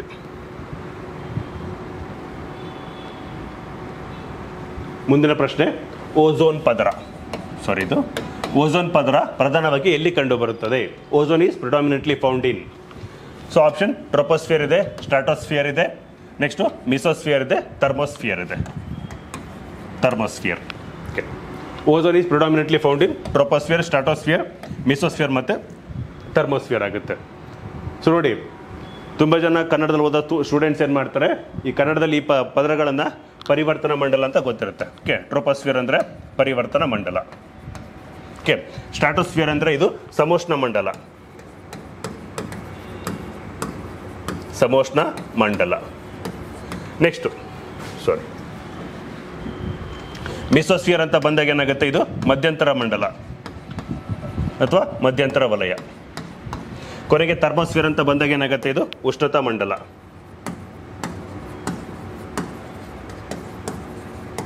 ಉಷ್ಣತಾ ಮಂಡಲ. ಸೊ ಓಝೋನ್ ಪದರ ಕಂಡು ಬರೋದು ಎಷ್ಟು ನಮಗೆ ಎತ್ತರ ಅಂತ ನೋಡಿಕೊಂಡಾಗ 20ರಿಂದ 40 ಕಿಲೋಮೀಟರ್ ವ್ಯಾಪ್ತಿಯಲ್ಲಿ ಕಂಡು ಬರುತ್ತೆ. ಟ್ರೋಪೋಸ್ಫಿಯರ್ ಎಷ್ಟು? ಕೇವಲ 12 ಕಿಲೋಮೀಟರ್ ಸರಾಸರಿ ಎತ್ತರ. ಹೌದಾ? ಸೊ ಅದು ಈಕ್ವೇಟರ್ ಹತ್ರ ಬಂದಾಗ 16 ಕಿಲೋಮೀಟರ್ ಇರುತ್ತೆ. ಪೋಲ್ಸ್ ಹತ್ರ ಬಂದಾಗ ಏನಾಗುತ್ತೆ, 8 ಕಿಲೋಮೀಟರ್ ಕಾಣಿಸ್ಕೊಳುತ್ತೆ. ಸೊ ಹಂಗಾಗಿ ಆವ್ರೇಜ್ 12 ಕಿಲೋಮೀಟರ್ಸ್ ಅಂತ ಹೇಳ್ತೀವಿ. ಸೊ ಇಲ್ಲೇನಾಗುತ್ತೆ, ಟ್ರೋಪೋಸ್ಫಿಯರ್ ನಮಗೆ ನೀರಾವಿ ಹೆಚ್ಚಿನ ಪ್ರಮಾಣದಲ್ಲಿ ಕಂಡು ಬರುತ್ತೆ. ಇದಾದ್ಮೇಲೆ ಕಾಣಿಸ್ಕೊಳ್ಳೋದು ಸಮೋಷ್ಣ ಮಂಡಲ, ಸ್ಟ್ರಾಟೋಸ್ಫಿಯರ್. ಸೊ ಇಲ್ಲೇನಾಗುತ್ತೆ, ನಮಗೆ 20ರಿಂದ 40 ಕಿಲೋಮೀಟರ್ ವ್ಯಾಪ್ತಿಯಲ್ಲಿ, ಅಂದರೆ ಇದು 15 ಕಿಲೋಮೀಟರಿಂದ ಶುರುವಾಗ್ತಾ ಹೋಗುತ್ತೆ. ಯಾವುದು? ಸಮೋಷ್ಣ ಮಂಡಲ 15 ಕಿಲೋಮೀಟರಿಂದ ಶುರುವಾಗಿದ್ದು ಅಪ್ ಟು 50 ಕಿಲೋಮೀಟರ್ ವ್ಯಾಪ್ತಿವರೆಗೂ ಕಾಣಿಸ್ಕೊಳ್ಳುತ್ತೆ. ಇದರಲ್ಲಿ ನಮಗೆ 20ರಿಂದ 40 ಕಿಲೋಮೀಟರ್ ಎತ್ತರದಲ್ಲಿ ಕಾಣಿಸ್ಕೊಳ್ಳೋದೆ ಓಝೋನ್ ಪದರ. ಅಂದರೆ ಓಝೋನ್ ಅಂದ್ರೇನು? 3 ಆಮ್ಲಜನಕದ ಕಣಗಳು ಅಂತ ಹೇಳ್ಬೋದು. ಹೌದಾ? ಸೊ ಎರಡಿದ್ದಾಗ ಇದನ್ನು ಆಮ್ಲಜನಕ ಅಂತ ಕರಿತೀವಿ. 3 ಮಿಕ್ಸ್ ಆದಾಗ ಅದು ನಾವು ಓಝೋನ್ ಅಂತ ಕರೆಯೋದು. ಇದೇನು ಮಾಡುತ್ತೆ, ಸೂರ್ಯನಿಂದ ಬರ್ತಕ್ಕಂಥ ನೇರಳಾತೀತ ವಿಕಿರಣಗಳನ್ನು, ಅಲ್ಟ್ರಾವೈಲೆಟ್ ರೇಡಿಯೇಷನ್ಸ್ನ ಅಬ್ಸರ್ವ್ ಮಾಡ್ಕೊಂಡ್ಬಿಟ್ಟು ಕೇವಲ ಉಪಯೋಗ ಬರ್ತಕ್ಕಂಥ ವಿಕಿರಣಗಳನ್ನು ಮಾತ್ರ ಭೂಮಿಗೆ ಕಳಿಸ್ತಾ ಇದೆ. ಓಕೆ, ಸೊ ಓಝೋನ್ ಪದರ ಪ್ರಧಾನವಾಗಿ ಕಂಡು ಬರೋದು ನಮಗೆ ಸ್ಟ್ರಾಟೋಸ್ಫಿಯರಲ್ಲಿ. ಓಕೆ, ಸೊ ಅದನ್ನು ನಾವು ಓಝೋನೋಸ್ಫಿಯರ್ ಅಂತ ಕರಿತೀವಿ. ಎತ್ತರ ಗೊತ್ತಿರಬೇಕು ಎಷ್ಟು? 20ರಿಂದ 40 ಕಿಲೋಮೀಟ್ರು. ಓಕೆ, ಸೊ ಓಝೋನ್ ಪದರನ ಹಾಳು ಮಾಡ್ತಕ್ಕಂಥ ವಸ್ತುಗಳು ಯಾವುದು ಅಂದರೆ ಕ್ಲೋರೋಫ್ಲೋರೋ ಕಾರ್ಬನ್ಸ್, CFCಗಳು. ಓಕೆ, ಈ ಕ್ಲೋರಿನ್ ಕಂಟೆಂಟ್ ಇರೋದು ಏನು ಮಾಡುತ್ತೆ, ಇದು ಸ್ಟ್ರಾಟೋಸ್ಫಿಯರ್ ರೀಚ್ ಆದಾಗ ಅಲ್ಲಿರ್ತಕ್ಕಂಥ 3 ಆಮ್ಲಜನಕದ ಕಣಗಳು ಏನಾಗುತ್ತೆ, ಇವು ಈ ಥರ ಸ್ಪ್ಲಿಟ್ ಆಗ್ತಾ ಇರುತ್ತೆ. ಸೊ 3 ಇರೋದು ಏನಾಗುತ್ತೆ, 2 ಆಮ್ಲಜನಕ, 1 ಸಿಂಗಲ್ ಆಕ್ಸಿಜನ್ ಕಣ ಆಗ್ತಿರುತ್ತೆ. ಈ ಕ್ಲೋರಿನ್ ಅಂಶ ಇರೋದು ಏನು ಮಾಡುತ್ತೆ, ಸಿಂಗಲ್ ಆಕ್ಸಿಜನ್ ಕಣನ ಮತ್ತೆ 2 ಆಮ್ಲಜನಕದ ಕಣಗಳ ಜೊತೆ ಸೇರಿಕೊಂಡು ಮತ್ತೆ ಓತ್ರಿ ಆಗೋದಕ್ಕೆ ಬಿಡೋದಿಲ್ಲ. ಸೊ ಯಾವಾಗ ಓತ್ರಿ ಆಗೋದಕ್ಕೆ ಬಿಡೋದಿಲ್ಲ, ಅದು ಓಝೋನ್ ಆಗಿ ಉಳ್ಕೊಳ್ಳುತ್ತೆ. ಸೊ ಅದನ್ನು ನಾವು ಆಮ್ಲಜನಕವಾಗಿ ಉಳ್ಕೊಳ್ಳುತ್ತೆ. ಅದನ್ನೇ ನಾವು ಓಝೋನ್ ಪದರದ ಸವಕಳಿ ಅಂತ ಕರೆಯೋದು. ಸೊ ಹಾಗಾಗಿ ಪ್ರಶ್ನೆ ಈ ಥರ ಕೂಡ ಬರ್ಬೋದು, ಓಝೋನ್ ಪದರವನ್ನು ಹಾಳು ಮಾಡ್ತಕ್ಕಂಥ ವಸ್ತುಗಳು ಯಾವುದು ಅಂದರೆ ಕ್ಲೋರೋಫ್ಲೋರೋ ಕಾರ್ಬನ್ಸ್. ಸೊ ಅದರಲ್ಲಿ ಕ್ಲೋರಿನ್ ಕಣ ಇರೋದು. ಓಕೆ, ಸೊ ಇದಕ್ಕೆ ಸಂಬಂಧಪಟ್ಟಂಥ ವಿವರಣೆನ ಅಟ್ಲಾಸಲ್ಲಿ ಪುಟ ಸಂಖ್ಯೆ 18ರಲ್ಲಿ ಕಾಣ್ಬೋದು. ನೋಡಿ, ಸಮೋಷ್ಣ ಮಂಡಲ ಇದೆ. ಇದು ನೋಡಿ, ಭೂಮಿ ಮೇಲ್ಮೈಯಿಂದ 50 ಕಿಲೋಮೀಟರ್ ವ್ಯಾಪ್ತಿವರೆಗೂ ಕಾಣಿಸ್ಕೊಳ್ಳುತ್ತೆ. ಇದರಲ್ಲಿ ಬಂದಾಗ 20ರಿಂದ 40 ಕಿಲೋಮೀಟರ್ ವ್ಯಾಪ್ತಿಯಲ್ಲಿ ಏನಾಗುತ್ತೆ, ನಮಗೆ ಓಝೋನ್ ಪದರ ಕಾಣಿಸ್ಕೊಳ್ಳುತ್ತೆ. ಸೊ ಅದೇನು ಮಾಡುತ್ತೆ, ನೇರಳಾತೀತ ವಿಕಿರಣಗಳನ್ನು ಹೀರ್ಕೊಳ್ತಾ ಇದೆ. ಓಝೋನ್ ಪದರದ ಸವಕಳಿಯನ್ನು ಯಾವುದರಿಂದ ಅಳಿತಾ ಇದ್ದೀವಿ? ಡಾಪ್ಸನ್ ಯೂನಿಟ್ಗಳಲ್ಲಿ. ಈ ಡಾಪ್ಸನ್ ಯೂನಿಟಲ್ಲಿ 200ರಿಂದ 220ಕ್ಕಿಂತ ಕಡಿಮೆ ಬಂದರೆ ರೀಡಿಂಗ್ಸು, ಅವಾಗ ಅದು ನಾವು ಓಝೋನ್ ಪದರದ ಸವಕಳಿ ಅಂತ ಕರೆಯೋದು. ಸೊ ಡಾಪ್ಸನ್ ಯೂನಿಟ್ ಬಿಟ್ಟು ಇನ್ನೊಂದು ಇನ್ಸ್ಟ್ರೂಮೆಂಟು ಯಾವುದು ನಾವು ಓಝೋನ್ನ ಮೆಜರ್ ಮಾಡೋದಂದರೆ lidar, light detection and ranging. Okay, so ozone ಪದರವನ್ನು ಕಂಡುಹಿಡಿದಿದ್ದು ಯಾರು? ಚಾರ್ಲ್ಸ್ ಫ್ಯಾಬ್ರಿ ಮತ್ತು ಹೆನ್ರಿ ಬೈಸನ್. ಈ ಸೈಂಟಿಸ್ಟ್ಗಳು ಇದನ್ನು ಕಂಡುಹಿಡಿತಾರೆ. ಓಕೆ, ಸೊ ಆಪ್ಷನ್ ಇದಕ್ಕೆ ಬಿ, ಸ್ಟ್ರಾಟೋಸ್ಫಿಯರ್. ಸೊ ಕನ್ನಡದ ವಿದ್ಯಾರ್ಥಿಗಳು ಈ ಥರ ಕನ್ನಡ ಪದ, ಇಂಗ್ಲೀಷ್ ಪದ ಎರಡನ್ನೂ ಗೊತ್ತಿರಬೇಕು. ಸೊ ನಿಮಗೇನಾದರೂ ಸ್ಟ್ರಾಟೋಸ್ಫಿಯರ್, ಸಮೋಷ್ಣ ಮಂಡಲ ಸರಿ ಅಂತ ಉತ್ತರ ಗೊತ್ತಿರುತ್ತೆ. ಬಟ್ ಸಮೋಷ್ಣ ಮಂಡಲಕ್ಕೆ ಸ್ಟ್ರಾಟೋಸ್ಫಿಯರ್ ಅಂತ ಕರೀತಾರೆ ಅನ್ನೋದು ಗೊತ್ತಿಲ್ಲದೆ ಇದ್ದರೆ ಈ ಪ್ರಶ್ನೆ ಆನ್ಸರ್ ಮಾಡೋದು ಕಷ್ಟ ಆಗುತ್ತೆ. ಸೊ ಆ ಕಾರಣಕ್ಕೆ ದಯವಿಟ್ಟು ಕನ್ನಡ ಪದಗಳ ಜೊತೆಗೆ ಇಂಗ್ಲೀಷ್ ಟೆಕ್ನಿಕಲ್ ವರ್ಡ್ಸು ಗೊತ್ತಿರೋದು ಒಳ್ಳೆಯದು, ಅಥವಾ ಗೊತ್ತಿರಲೇಬೇಕು ಕನ್ನಡ ಸ್ಟೂಡೆಂಟ್ಸಿಗೆ ಮಾತ್ರ. ಓಕೆ, ನೆಕ್ಸ್ಟು, ಕೆಳಗಿನಗಳಲ್ಲಿ ಯಾವುದು ಸಾಂವಿಧಾನಿಕ ಸಂಸ್ಥೆಯಾಗಿದೆ? Which of the following is A constitutional body ಅಂತ ಕೇಳ್ತಾ ಇರೋದು. ಸೊ ಆಪ್ಷನ್ ಎ ಪರಿಶಿಷ್ಟ ಜಾತಿಗಳ ರಾಷ್ಟ್ರೀಯ ಆಯೋಗ ಇರ್ಬೋದು, ನೆಕ್ಸ್ಟು ಅಲ್ಪಸಂಖ್ಯಾತರ ರಾಷ್ಟ್ರೀಯ ಆಯೋಗ ಇರ್ಬೋದು, ರಾಷ್ಟ್ರೀಯ ಮಾನವ ಹಕ್ಕುಗಳ ಆಯೋಗ ಇರ್ಬೋದು, ನೆಕ್ಸ್ಟು ರಾಷ್ಟ್ರೀಯ ಮಹಿಳಾ ಆಯೋಗ. Okay, so national commission for the scheduled caste ಇರ್ಬೋದು, national commission for the minorities ಇರ್ಬೋದು, national human rights commission, next national commission for the women. So ಇಲ್ಲಿ ಸಾಂವಿಧಾನಿಕ ಸಂಸ್ಥೆ, ಕಾನ್ಸ್ಟಿಟ್ಯೂಷನಲ್ ಬಾಡಿ ಅಂದರೆ ಏನು? ಸಂವಿಧಾನದಲ್ಲಿ ಸಾಕಷ್ಟು ಅಂಗಗಳು ಬರುತ್ತೆ, constitutional bodies, non constitutional bodies. ಸಂವಿಧಾನಾತ್ಮಕ ಸಂಸ್ಥೆಗಳು, ಅಸಂವಿಧಾನ ಅಥವಾ ಸಂವಿಧಾನೇತರ ಸಂಸ್ಥೆಗಳಂತಲೂ ಕರಿತೀವಿ. ಸೊ ಯಾವ ಒಂದು ಸಂಸ್ಥೆಗಳಿಗೆ ಸಂವಿಧಾನದಲ್ಲಿ ಒಂದು ಆರ್ಟಿಕಲ್ ಮೆನ್ಷನ್ ಆಗಿರ್ತಾರ ಅವು ನಾವು ಕಾನ್ಸ್ಟಿಟ್ಯೂಷನಲ್ ಬಾಡೀಸ್ ಅಂತ ಕರಿತೀವಿ. ಸೊ ಈ ಥರ ಬಂದಾಗ ಏನಾಗುತ್ತೆ, ಪರಿಶಿಷ್ಟ ಜಾತಿಗಳ ರಾಷ್ಟ್ರೀಯ ಆಯೋಗ, national commission for the SC ಇದೇನಾಗುತ್ತೆ, ಇವೆರಡು ನಮಗೆ constitutional bodies. National commission for the SC ಇರ್ಬೋದು, national commission for the ST ಇರ್ಬೋದು, ಈವನ್ ಎಲೆಕ್ಷನ್ ಕಮಿಷನ್ ಇರ್ಬೋದು, ಫೈನಾನ್ಸ್ ಕಮಿಷನ್ ಇರ್ಬೋದು, ಆರ್ಟಿಕಲ್ 280 ಇರ್ಬೋದು, ಇದು 324 ಇರ್ಬೋದು, ಇದು 338 ಮತ್ತು 338A ಇರ್ಬೋದು. ಸೊ ಈ ಥರ ಆರ್ಟಿಕಲ್ಸ್ ಮೆನ್ಷನ್ ಆಗಿದ್ದಾಗ ಅವನ್ನ ನಾವು ಕಾನ್ಸ್ಟಿಟ್ಯೂಷನಲ್ ಬಾಡೀಸ್ ಅಂತ ಕರಿತೀವಿ. ಓಕೆ, ಸೊ ಇವೆಲ್ಲ ಏನಾಗುತ್ತೆ, ಉಳಿದಂಥವು ಅಲ್ಪಸಂಖ್ಯಾತರ ಆಯೋಗ ಇರ್ಬೋದು, ರಾಷ್ಟ್ರೀಯ ಮಾನವ ಹಕ್ಕುಗಳ ಆಯೋಗ, ಇವನ್ನ ಪಾರ್ಲಿಮೆಂಟಲ್ಲಿ, ಸಂಸತ್ತಲ್ಲಿ ಒಂದು ಕಾಯ್ದೆಯನ್ನು, ಒಂದು ಮಸೂದೆಯನ್ನು ಮಾಡೋದ್ರ ಮೂಲಕ ಏನಾಗುತ್ತೆ, ಆ ಒಂದು ಕಾಯ್ದೆಯಡಿ ಯಾವುದಾದ್ರೂ ಒಂದು ಸಂಸ್ಥೆಯನ್ನು ಎಸ್ಟಾಬ್ಲಿಷ್ ಮಾಡಿದ್ರೆ ಅವನ್ನ ನಾವು ನಾನ್ ಕಾನ್ಸ್ಟಿಟ್ಯೂಷನಲ್ ಬಾಡೀಸ್ ಅಂತ ಕರೆಯೋದು, ಅಥವಾ ಸಂವಿಧಾನೇತರ ಸಂಸ್ಥೆಗಳಂತ ಕರೆಯೋದು. ಸೊ ಪರ್ಟಿಕ್ಯುಲರ್ಲಿ ಯಾವುದಾದ್ರು ಒಂದು ಆರ್ಟಿಕಲ್ ಮೆನ್ಷನ್ ಆಗಿ ಮಾಡಿದರೆ ಅದು ನಾವು ಕಾನ್ಸ್ಟಿಟ್ಯೂಷನಲ್ ಬಾಡೀಸ್ ಅಂತ ಕರೆಯೋದು. ಸೊ ಆ ಥರ ಬಂದಾಗ ನ್ಯಾಷನಲ್ ಕಮಿಷನ್ ಫಾರ್ SC ಇರ್ಬೋದು, ST ಇರ್ಬೋದು, election commission, finance commission, even comptroller auditor general ಅಂತ ಏನು ಹೇಳ್ತೀವಲ್ಲ, ಸೊ ಆರ್ಟಿಕಲ್ 148 ಇವೆಲ್ಲ ನಮಗೆ ಕಾನ್ಸ್ಟಿಟ್ಯೂಷನಲ್ ಬಾಡೀಸ್ಗೆ ಎಕ್ಸಾಂಪಲ್ ಆಗುತ್ತೆ. ಓಕೆ,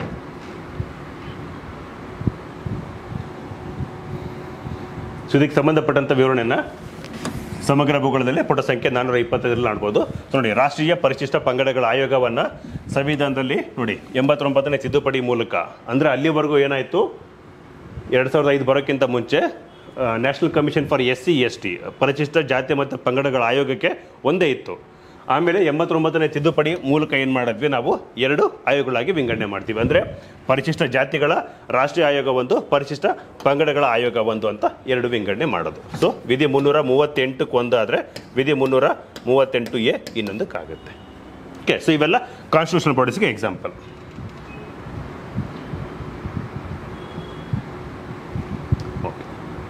ಮುಂದಿನ ಪ್ರಶ್ನೆ, ಕೆಳಗಿನಗಳಲ್ಲಿ ಯಾವುದು ದೂರದ ಅಳತೆಯಲ್ಲ? Okay, so which is not a measure of the distance ಅಂತ ಹೇಳ್ತಾ ಇರೋದು. ಓಕೆ, ಸೊ ಇಲ್ಲಿ ಮೈಲಿ ಅಂದ್ರೆ ಗೊತ್ತಿರುತ್ತೆ, ಇದು ಕೂಡ ನಾವು ಡಿಸ್ಟೆನ್ಸ್ನ ಮೆಜರ್ ಮಾಡೋದಕ್ಕೆ ಗಜ ಅಥವಾ ಮಾರು ಯಾರ್ಡ್ ಅಂತ ಕಡೆದು ಕೂಡ ಏನಾಗುತ್ತೆ, ಡಿಸ್ಟೆನ್ಸ್ ಮೆಜರ್ ಮಾಡೋದಕ್ಕೆ ಪ್ರಕಾಶ ವರ್ಷ ಲೈಟ್ ಇಯರ್ ಇದು ಕೂಡ ಏನಾಗುತ್ತೆ, measurement of the distance but not a duration. Okay, so ಇವುಗಳಲ್ಲಿ ಯಾವುದು ಅಲ್ಲ ಅಂತ ಹೇಳ್ತಿದ್ದಾರೆ.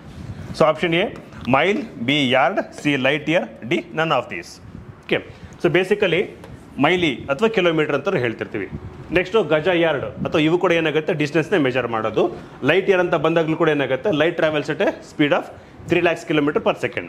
ಬೆಳಕು 1 ಸೆಕೆಂಡಿಗೆ 3 ಲಕ್ಷ ಕಿಲೋಮೀಟರ್ ವೇಗದಲ್ಲಿ ಚಲಿಸುತ್ತೆ. ಆ ಥರ ಒಂದು ವರ್ಷದ ಅವಧಿಯಲ್ಲಿ ಎಷ್ಟು ದೂರ ಚಲಿಸುತ್ತಲ್ಲ ಅದು ನಾವು ಲೈಟ್ ಇಯರ್ ಅಂತ ಕರಿತೀವಿ.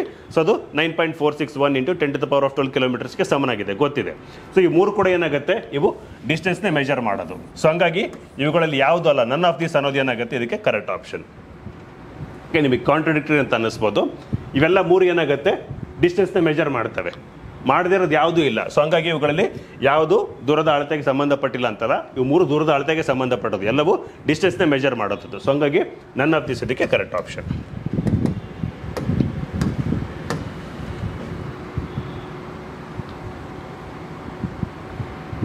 ಸೊ ನೋಡಿ, ಇಲ್ಲಿ ಪ್ರಾದೇಶಿಕ ಸಮುದ್ರ ಅಂತ ಬಂದಾಗ ಇಂಡಿಯಾದಲ್ಲಿ ಕೂಡ ಏನಾಗುತ್ತೆ, ಅಥವಾ ಪ್ರತಿಯೊಂದು ಕೋಸ್ಟಲ್ ಏರಿಯಾ ಇರ್ತಕ್ಕಂಥ ಕಂಟ್ರೀಸ್ಗಳಲ್ಲಿ ನಾಟಿಕಲ್ ಮೈಲ್ಸ್ 12 ನಾಟಿಕಲ್ ಮೈಲ್ಸ್ ಏನಾಗುತ್ತೆ, ನಮಗೆ ಟೆರಿಟೋರಿಯಲ್ ಲಿಮಿಟ್ ಇರುತ್ತೆ. ಓಕೆ, ಸೊ ಅದನ್ನು ಪ್ರಾದೇಶಿಕ ಗಡಿ ಮಿತಿ ಅಂತ ಕರಿತೀವಿ. ಸೊ ಇಲ್ಲಿ ಕರಾವಳಿ ಪ್ರದೇಶದಿಂದ 12 ನಾಟಿಕಲ್ ಮೈಲಿ ಅಂದರೆ ಇದು ಡಿಸ್ಟೆನ್ಸ್ನ ಮೆಜರ್ ಮಾಡೋಂಥದ್ದು, ಹೌದಾ? ಸೊ 12 ನಾಟಿಕಲ್ ಮೈಲ್ಸ್ ಇರುವಂಥದ್ದು ನಮಗೆ ಟೆರಿಟೋರಿಯಲ್ ಲಿಮಿಟ್. ಇಲ್ಲಿಂದ 12 ನಾಟಿಕಲ್ ಮೈಲ್ಸ್ ಬಂದಾಗ ಇದನ್ನು ಕಾಂಟಿಗ್ಯೂಯಸ್ ಝೋನ್, ಸಮೀಪ ವಲಯ ಅಂತ ಕರಿತೀವಿ. ಆಮೇಲೆ ಕೋಸ್ಟಲ್ ಏರಿಯಾಯಿಂದ 200 ನಾಟಿಕಲ್ ಮೈಲ್ಸ್ ಬಂದಾಗ ಅದನ್ನು ಎಕ್ಸ್ಕ್ಲೂಸಿವ್ ಎಕನಾಮಿಕ್ ಝೋನ್, ಪ್ರತ್ಯೇಕ ಆರ್ಥಿಕ ವಲಯ ಅಂತ ಕರಿತೀವಿ. ಸೊ ಈ ಥರ. ನೆಕ್ಸ್ಟ್ ನೋಡಿ, ಬೆಳಕು 1 ಸೆಕೆಂಡಿಗೆ 3 ಲಕ್ಷ ಕಿಲೋಮೀಟರ್ ವೇಗದಲ್ಲಿ ಚಲಿಸುತ್ತೆ. ಸೊ ಹಂಗಾಗಿ ಅದನ್ನು ನಾವು ಜ್ಯೋತಿರ್ವರ್ಷ ಅಂತ ಕರೆಯೋದು.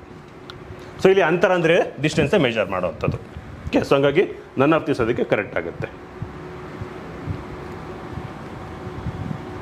ಮುಂದಿನ ಪ್ರಶ್ನೆ, ಪ್ರಕೃತಿಯ 4 ಮೂಲಭೂತ ಶಕ್ತಿಗಳಲ್ಲಿ ಕೆಳಗಿನಗಳಲ್ಲಿ ಯಾವುದು ದುರ್ಬಲವಾಗಿದೆ, ವೀಕೆಸ್ಟ್ ಫೋರ್ಸ್ ಯಾವುದು ಅಂತ ಕೇಳ್ತಾ ಇರೋದು. ಓಕೆ, ಸೊ ಆಪ್ಷನ್ ಬಂದಾಗ ಎ ಬಲವುಳ್ಳ ಶಕ್ತಿ, ಬಿ ವಿದ್ಯುತ್ ಕಾಂತೀಯ ಶಕ್ತಿ, ಸಿ ದುರ್ಬಲ ಶಕ್ತಿ, ಡಿ ಗುರುತ್ವಾಕರ್ಷಣೆ. Okay, so dash is the weakest of the 4 fundamental forces of the nature. Again option A strong force, B electromagnetism, C weak force, D gravity. Okay, so basically ಇದಕ್ಕೆ D gravitational force is the weakest force. Okay, so among the 4 gravity ಗುರುತ್ವಾಕರ್ಷಣೆ ಏನಾಗುತ್ತೆ, ಇದು ಅತ್ಯಂತ ದುರ್ಬಲವಾದ ಶಕ್ತಿ ಆಗುತ್ತೆ. ಇದಕ್ಕೆ ಸಂಬಂಧಪಟ್ಟಂಥ ವಿವರಣೆಯನ್ನು ನೋಡೋಣ. ಇಲ್ಲಿ ನೋಡಿ, ಸೊ ಗುರುತ್ವಾಕರ್ಷಣ ಶಕ್ತಿ ಮತ್ತು ಅಯಸ್ಕಾಂತ ಶಕ್ತಿ ನಡುವಿನ ವ್ಯತ್ಯಾಸ ಅಂತ ಬಂದಾಗ ಏನಾಗುತ್ತೆ, ಗುರುತ್ವಾಕರ್ಷಣ ಶಕ್ತಿ ಇದು ಅತ್ಯಂತ ದುರ್ಬಲವಾಗಿರ್ತಕ್ಕಂಥ ಶಕ್ತಿ.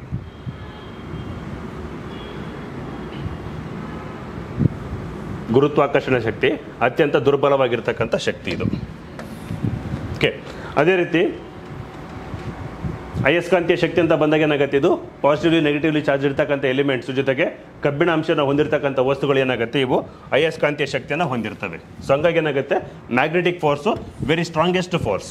ಅದೇ ಗ್ರಾವಿಟೇಷನಲ್ ಫೋರ್ಸ್ ಬಂದಾಗ ಏನಾಗುತ್ತೆ, ಇದು ವೀಕೆಸ್ಟ್ ಫೋರ್ಸ್ ಆಗುತ್ತೆ. ಓಕೆ, ಸೊ ಅತ್ಯಂತ ದುರ್ಬಲ ಶಕ್ತಿ ಅಂದರೆ ಅದು ಗುರುತ್ವಾಕರ್ಷಣ ಶಕ್ತಿ. ಸೊ ಇದಕ್ಕೆ correct option D, gravity is the weakest force. Okay, so gravity ಅಂದ್ರೆ ಏನು, which attracts, it is a gravitational force is the natural force which attracts the object based on its mass. ಹೌದಾ, so gravitational ಫೋರ್ಸ್ನ ಯಾವುದ್ರ ಮೇಲೆ define ಮಾಡ್ತೀವಿ ನಾವು, gravitational force equals to m1 × m2/r². ಅಂದರೆ 2 ವಿಭಿನ್ನ ದ್ರವ್ಯರಾಶಿಯುಳ್ಳ ವಸ್ತುಗಳು ಮತ್ತು ಅವುಗಳ ನಡುವೆ ಇರತಕ್ಕಂಥ ಸರಾಸರಿ ಅಂತರ ಏನು ಮಾಡುತ್ತೆ, ಗ್ರಾವಿಟೇಷನಲ್ ಫೋರ್ಸ್ನ ಡಿಪೆಂಡ್ ಮಾಡುತ್ತೆ. ಅಂದರೆ ನಮ್ಮ ಸೋಲಾರ್ ಸಿಸ್ಟಮ್ ತೊಗೊಂಡಾಗ ಏನಾಗುತ್ತೆ, ಸನ್ನಿಗೆ ಮಾಸ್ ಜಾಸ್ತಿ ಇದೆ, ಸೊ ಹಂಗಾಗಿ ಗ್ರಾವಿಟಿ ಜಾಸ್ತಿ ಇದೆ. ಬೇರೆ ಪ್ಲಾನೆಟ್ಸ್ಗಳು ಗಾತ್ರದಲ್ಲಿ ಅಥವಾ ಮಾಸಲ್ಲಿ ತುಂಬ ಚಿಕ್ಕದಾಗಿದ್ದಾವೆ. ಸೊ ಹಾಗಾಗಿ ಏನಾಗುತ್ತೆ, ಅವು ಸೂರ್ಯನ ಗುರುತ್ವಾಕರ್ಷಣ ಶಕ್ತಿಗೆ ಒಳಪಟ್ಟು ಸೂರ್ಯನ ಸುತ್ತ ಇರೋದು. ಬಟ್ ಇಲ್ಲಿ ಮ್ಯಾಗ್ನೆಟಿಕ್ ಫೋರ್ಸ್ ಅಂತ ಬಂದಾಗ ಏನಾಗುತ್ತೆ, ಇದು very strongest force. Okay, so ಅರ್ಥ ಕೂಡ ಏನಾಗುತ್ತೆ, ಎಲೆಕ್ಟ್ರೋಮ್ಯಾಗ್ನೆಟಿಸಮ್ ಇದೆ. ಸೊ ಅದು ಧ್ರುವ ಪ್ರದೇಶಗಳಲ್ಲಿ ತುಂಬ ಜಾಸ್ತಿ ಇರೋದ್ರಿಂದ ಏನಾಗುತ್ತೆ, ನಮಗೆ ಈ ಥರ ಅರೋರಾಸ್ಗಳು, ಧ್ರುವ ಶೋಭೆಗಳಂತ ಏನಾಗ್ತೀವಲ್ಲ, ಅವು ಧ್ರುವ ಪ್ರದೇಶಗಳಲ್ಲಿ ಕಾಣಿಸ್ಕೊಳ್ಳೋದು. ಓಕೆ, ಸೊ ಎಲೆಕ್ಟ್ರೋಮ್ಯಾಗ್ನೆಟಿಸಮ್ ಏನಾಗುತ್ತೆ, ಇದು strongest force, gravity weakest force ಆಗುತ್ತೆ.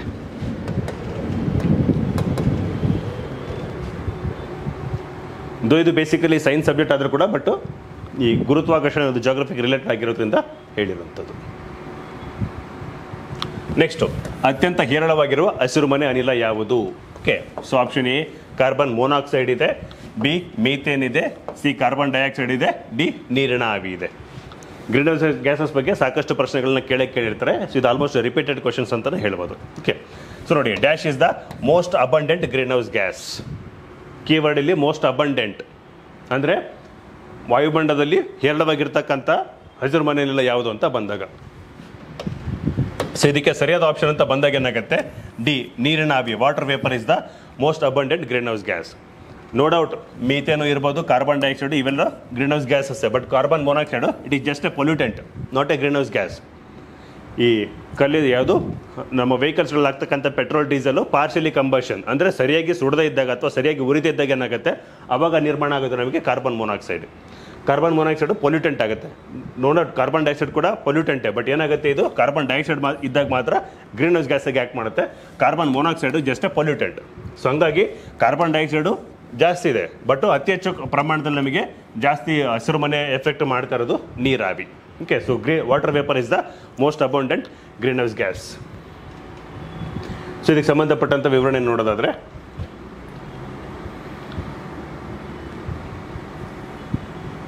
ನೋಡಿ, ಪ್ರಮುಖ ಹಸಿರುಮನೆ ಅನಿಲಗಳಂತ ಬಂದಾಗ ಏನಾಗುತ್ತೆ ನಮಗೆ ಕಾಣಿಸ್ಕೊಳ್ಳುವಂಥದ್ದು, ಇಂಗಾಲದ ಡೈಆಕ್ಸೈಡ್ ಇದೆ, ನೀರಾವಿ ಹೆಚ್ಚಿನ ಪ್ರಮಾಣದಲ್ಲಿ ಇರ್ತಂಥದ್ದು ನೀರಾವಿ. ಈವನ್ ನೈಟ್ರಸ್ ಆಕ್ಸೈಡ್ ಇದೆ, ಈವನ್ ಕ್ಲೋರೋಫ್ಲೋರೋ ಕಾರ್ಬನ್ಸ್ ಮತ್ತು ಓಝೋನ್ ಕೂಡ ನೋಡಿ, ಯಾವಾಗ ಅದು ಟ್ರೋಪೋಸ್ಫಿಯರಿಗೆ ಬರುತ್ತಲ್ಲ ಅಲ್ಲಿ ಅದು ನಮಗೆ ಪೊಲ್ಯೂಟೆಂಟು, ಗ್ರೀನ್ ಹೌಸ್ ಗ್ಯಾಸಾಗಿ ಆ್ಯಕ್ಟ್ ಮಾಡುತ್ತೆ. ಅದೇ ನಮಗೆ ಸ್ಟ್ರಾಟೋಸ್ಫಿಯರ್ ಸಮೋಷ್ಣ ಮಂಡಲದಾಗ ಏನಾಗುತ್ತೆ ಬೆನಿಫಿಷಿಯಲ್ ಗ್ಯಾಸ್, ಆವಾಗ ಅದು ಅಲ್ಟ್ರಾವೈಲೆಟ್ ರೇಡಿಯೇಷನ್ನ ಅಬ್ಸರ್ವ್ ಮಾಡ್ಕೊಳ್ಳುತ್ತೆ.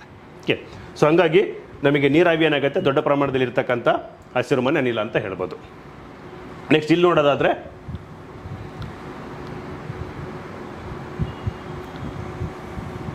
ನೀರಾವಿ ಇದು ವಾಯುಮಂಡಲದಲ್ಲಿರುವ ಅನಿಶ್ಚಿತ ಅನಿಲವಾಗಿದೆ ಗೊತ್ತು. ಇದೇನಾಗುತ್ತೆ, ಎತ್ತರದೊಂದಿಗೆ ಸಮಭಾಜಕ ವೃತ್ತದಿಂದ ಧ್ರುವ ಪ್ರದೇಶ ಕಡೆ ಹೋಗ್ತಾ ಹೋದಂಗೆಲ್ಲ ಕಡಿಮೆ ಆಗುತ್ತೆ. ಯಾಕಂದರೆ ಈಕ್ವೇಟರ್ ಹತ್ರ ಬಂದಾಗ ಏನಾಗುತ್ತೆ, ಟೆಂಪರೇಚರ್ ಜಾಸ್ತಿ ಇರುತ್ತೆ, ಎವಾಪ್ರೇಷನ್ ಆಗಿ ಗಾಳಿಯಲ್ಲಿ ನೀರಾವಿಯಾಗಿ ರೂಪದಲ್ಲಿ ಇರುತ್ತೆ. ಅದನ್ನೇ ವಾಟರ್ ವೇಪರ್ ಅಂತ ಕರಿತೀವಿ. ಅದೇ ಧ್ರುವ ಪ್ರದೇಶ ಕಡೆ ಹೋದಂಗೆಲ್ಲ ಏನಾಗುತ್ತೆ, ಟೆಂಪರೇಚರ್ ಕಡಿಮೆ ಆಗುತ್ತೆ, ಸೊ ಹಂಗಾಗಿ ನೀರಿರೋದೆಲ್ಲ ಸಂಪೂರ್ಣವಾಗಿ ಹೆಪ್ಪುಗಟ್ಟಿರುತ್ತೆ. ಸೊ ಹಂಗಾಗಿ ಅಲ್ಲಿ ನಮಗೆ ವಾಟರ್ ವೇಪರ್ ಕಡಿಮೆ ಅಂತ ಹೇಳ್ಬೋದು. ನೆಕ್ಸ್ಟು, ಇದರ ಪ್ರಮಾಣ ಬೆಚ್ಚನೆಯ ಮತ್ತು ತೇವಾಂಶಯುತ ಉಷ್ಣವಲಯಗಳಲ್ಲಿ ಹೆಚ್ಚಾಗಿರುತ್ತೆ, ಆದರೆ ಶೀತ ಪ್ರದೇಶಗಳಂತ ಬಂದಾಗ ಏನಾಗುತ್ತೆ, ಅಲ್ಲಿ ಕಡಿಮೆ ಇರುತ್ತೆ. ನೆಕ್ಸ್ಟ್ ಇದೇನಾಗುತ್ತೆ, ಸೂರ್ಯನಿಂದ ಬರ್ತಕ್ಕಂಥ ಇನ್ಫ್ರಾರೆಡ್ ರೇಡಿಯೇಷನ್ಸ್ನ ಏನಾಗುತ್ತೆ, ಅಬ್ಸರ್ವ್ ಮಾಡ್ಕೊಳ್ಳುತ್ತೆ. ಸೊ ಹಂಗಾಗಿ ಏನಾಗುತ್ತೆ, ನಮಗೆ ಗ್ರೀನ್ ಹೌಸ್ ಎಫೆಕ್ಟು ಜಾಸ್ತಿ ಆಗ್ತಿರೋದು. ನೋಡಿ, ಇದು ಇತರ ಎಲ್ಲ ಕೀವರ್ಡ್ ಇಲ್ಲೇ ನೀಟಾಗಿ ಹೈಲೈಟ್ ಆಗಿರೋದು. ಇದು ಇತರ ಎಲ್ಲ ಹಸಿರುಮನೆ ಅನಿಲಗಳಿಗಿಂತ ಅತಿ ಹೆಚ್ಚು ಪರಿಣಾಮಕಾರಿಯಾಗಿದೆ. ಕಾರ್ಬನ್ ಡೈಆಕ್ಸೈಡ್ ಬಿಟ್ಟರೆ ಅತಿ ಹೆಚ್ಚು ನಮಗೆ ಗ್ರೀನ್ ಹೌಸ್ ಎಫೆಕ್ಟ್ ಮಾಡ್ತಾ ಇರೋದು ಯಾವುದು ಅಂದರೆ ನಮಗೆ water vapour. Okay, but water vapour ಅದ್ರ ಕಂಟ್ರೋಲ್ ಮಾಡೋದು ನಮ್ಮ ಕೈಲಿಲ್ಲ. ಬಟ್ ಏನಿದ್ರು ನಾವು ಕಾರ್ಬನ್ ಡೈಆಕ್ಸೈಡ್ ಎಮಿಷನ್ನ ಕಡಿಮೆ ಮಾಡಬೇಕಾಗತ್ತೆ. ಓಕೆ, ಸೊ ಆಪ್ಷನ್ ಡಿ ಇದಕ್ಕೆ ಸರಿಯಾಗಿದೆ. D, water vapour is the most abundant green house gas ಅಂತ ಹೇಳ್ಬೋದು. ಸೊ ಇಲ್ಲಿಗೆ ನಾವು 25 ಕ್ವಶನ್ಸ್ನ ಡಿಸ್ಕಷನ್ ಮಾಡಿದ್ವಿ. ಸೊ ಔಟ್ ಆಫ್ 25 ಕ್ವಶನ್ಸಲ್ಲಿ 24 ಪ್ರಶ್ನೆಗಳಿಗೆ ಏನಾಗುತ್ತೆ, ಸಮಗ್ರ ಭೂಗೋಳಶಾಸ್ತ್ರ ಮತ್ತು ಅಟ್ಲಾಸ್ ಪುಸ್ತಕದಿಂದ ಮಾಹಿತಿ ಲಭ್ಯವಿದೆ. ಸೊ ಹೆಚ್ಚಿನ ಮಾಹಿತಿಗಾಗಿ ಈ ಸಮಗ್ರ ಭೂಗೋಳಶಾಸ್ತ್ರ ಪುಸ್ತಕವನ್ನು ಓದಬೇಕಾಗಿ ವಿನಂತಿ. Okay, so hope you guys enjoyed the session. Thank you.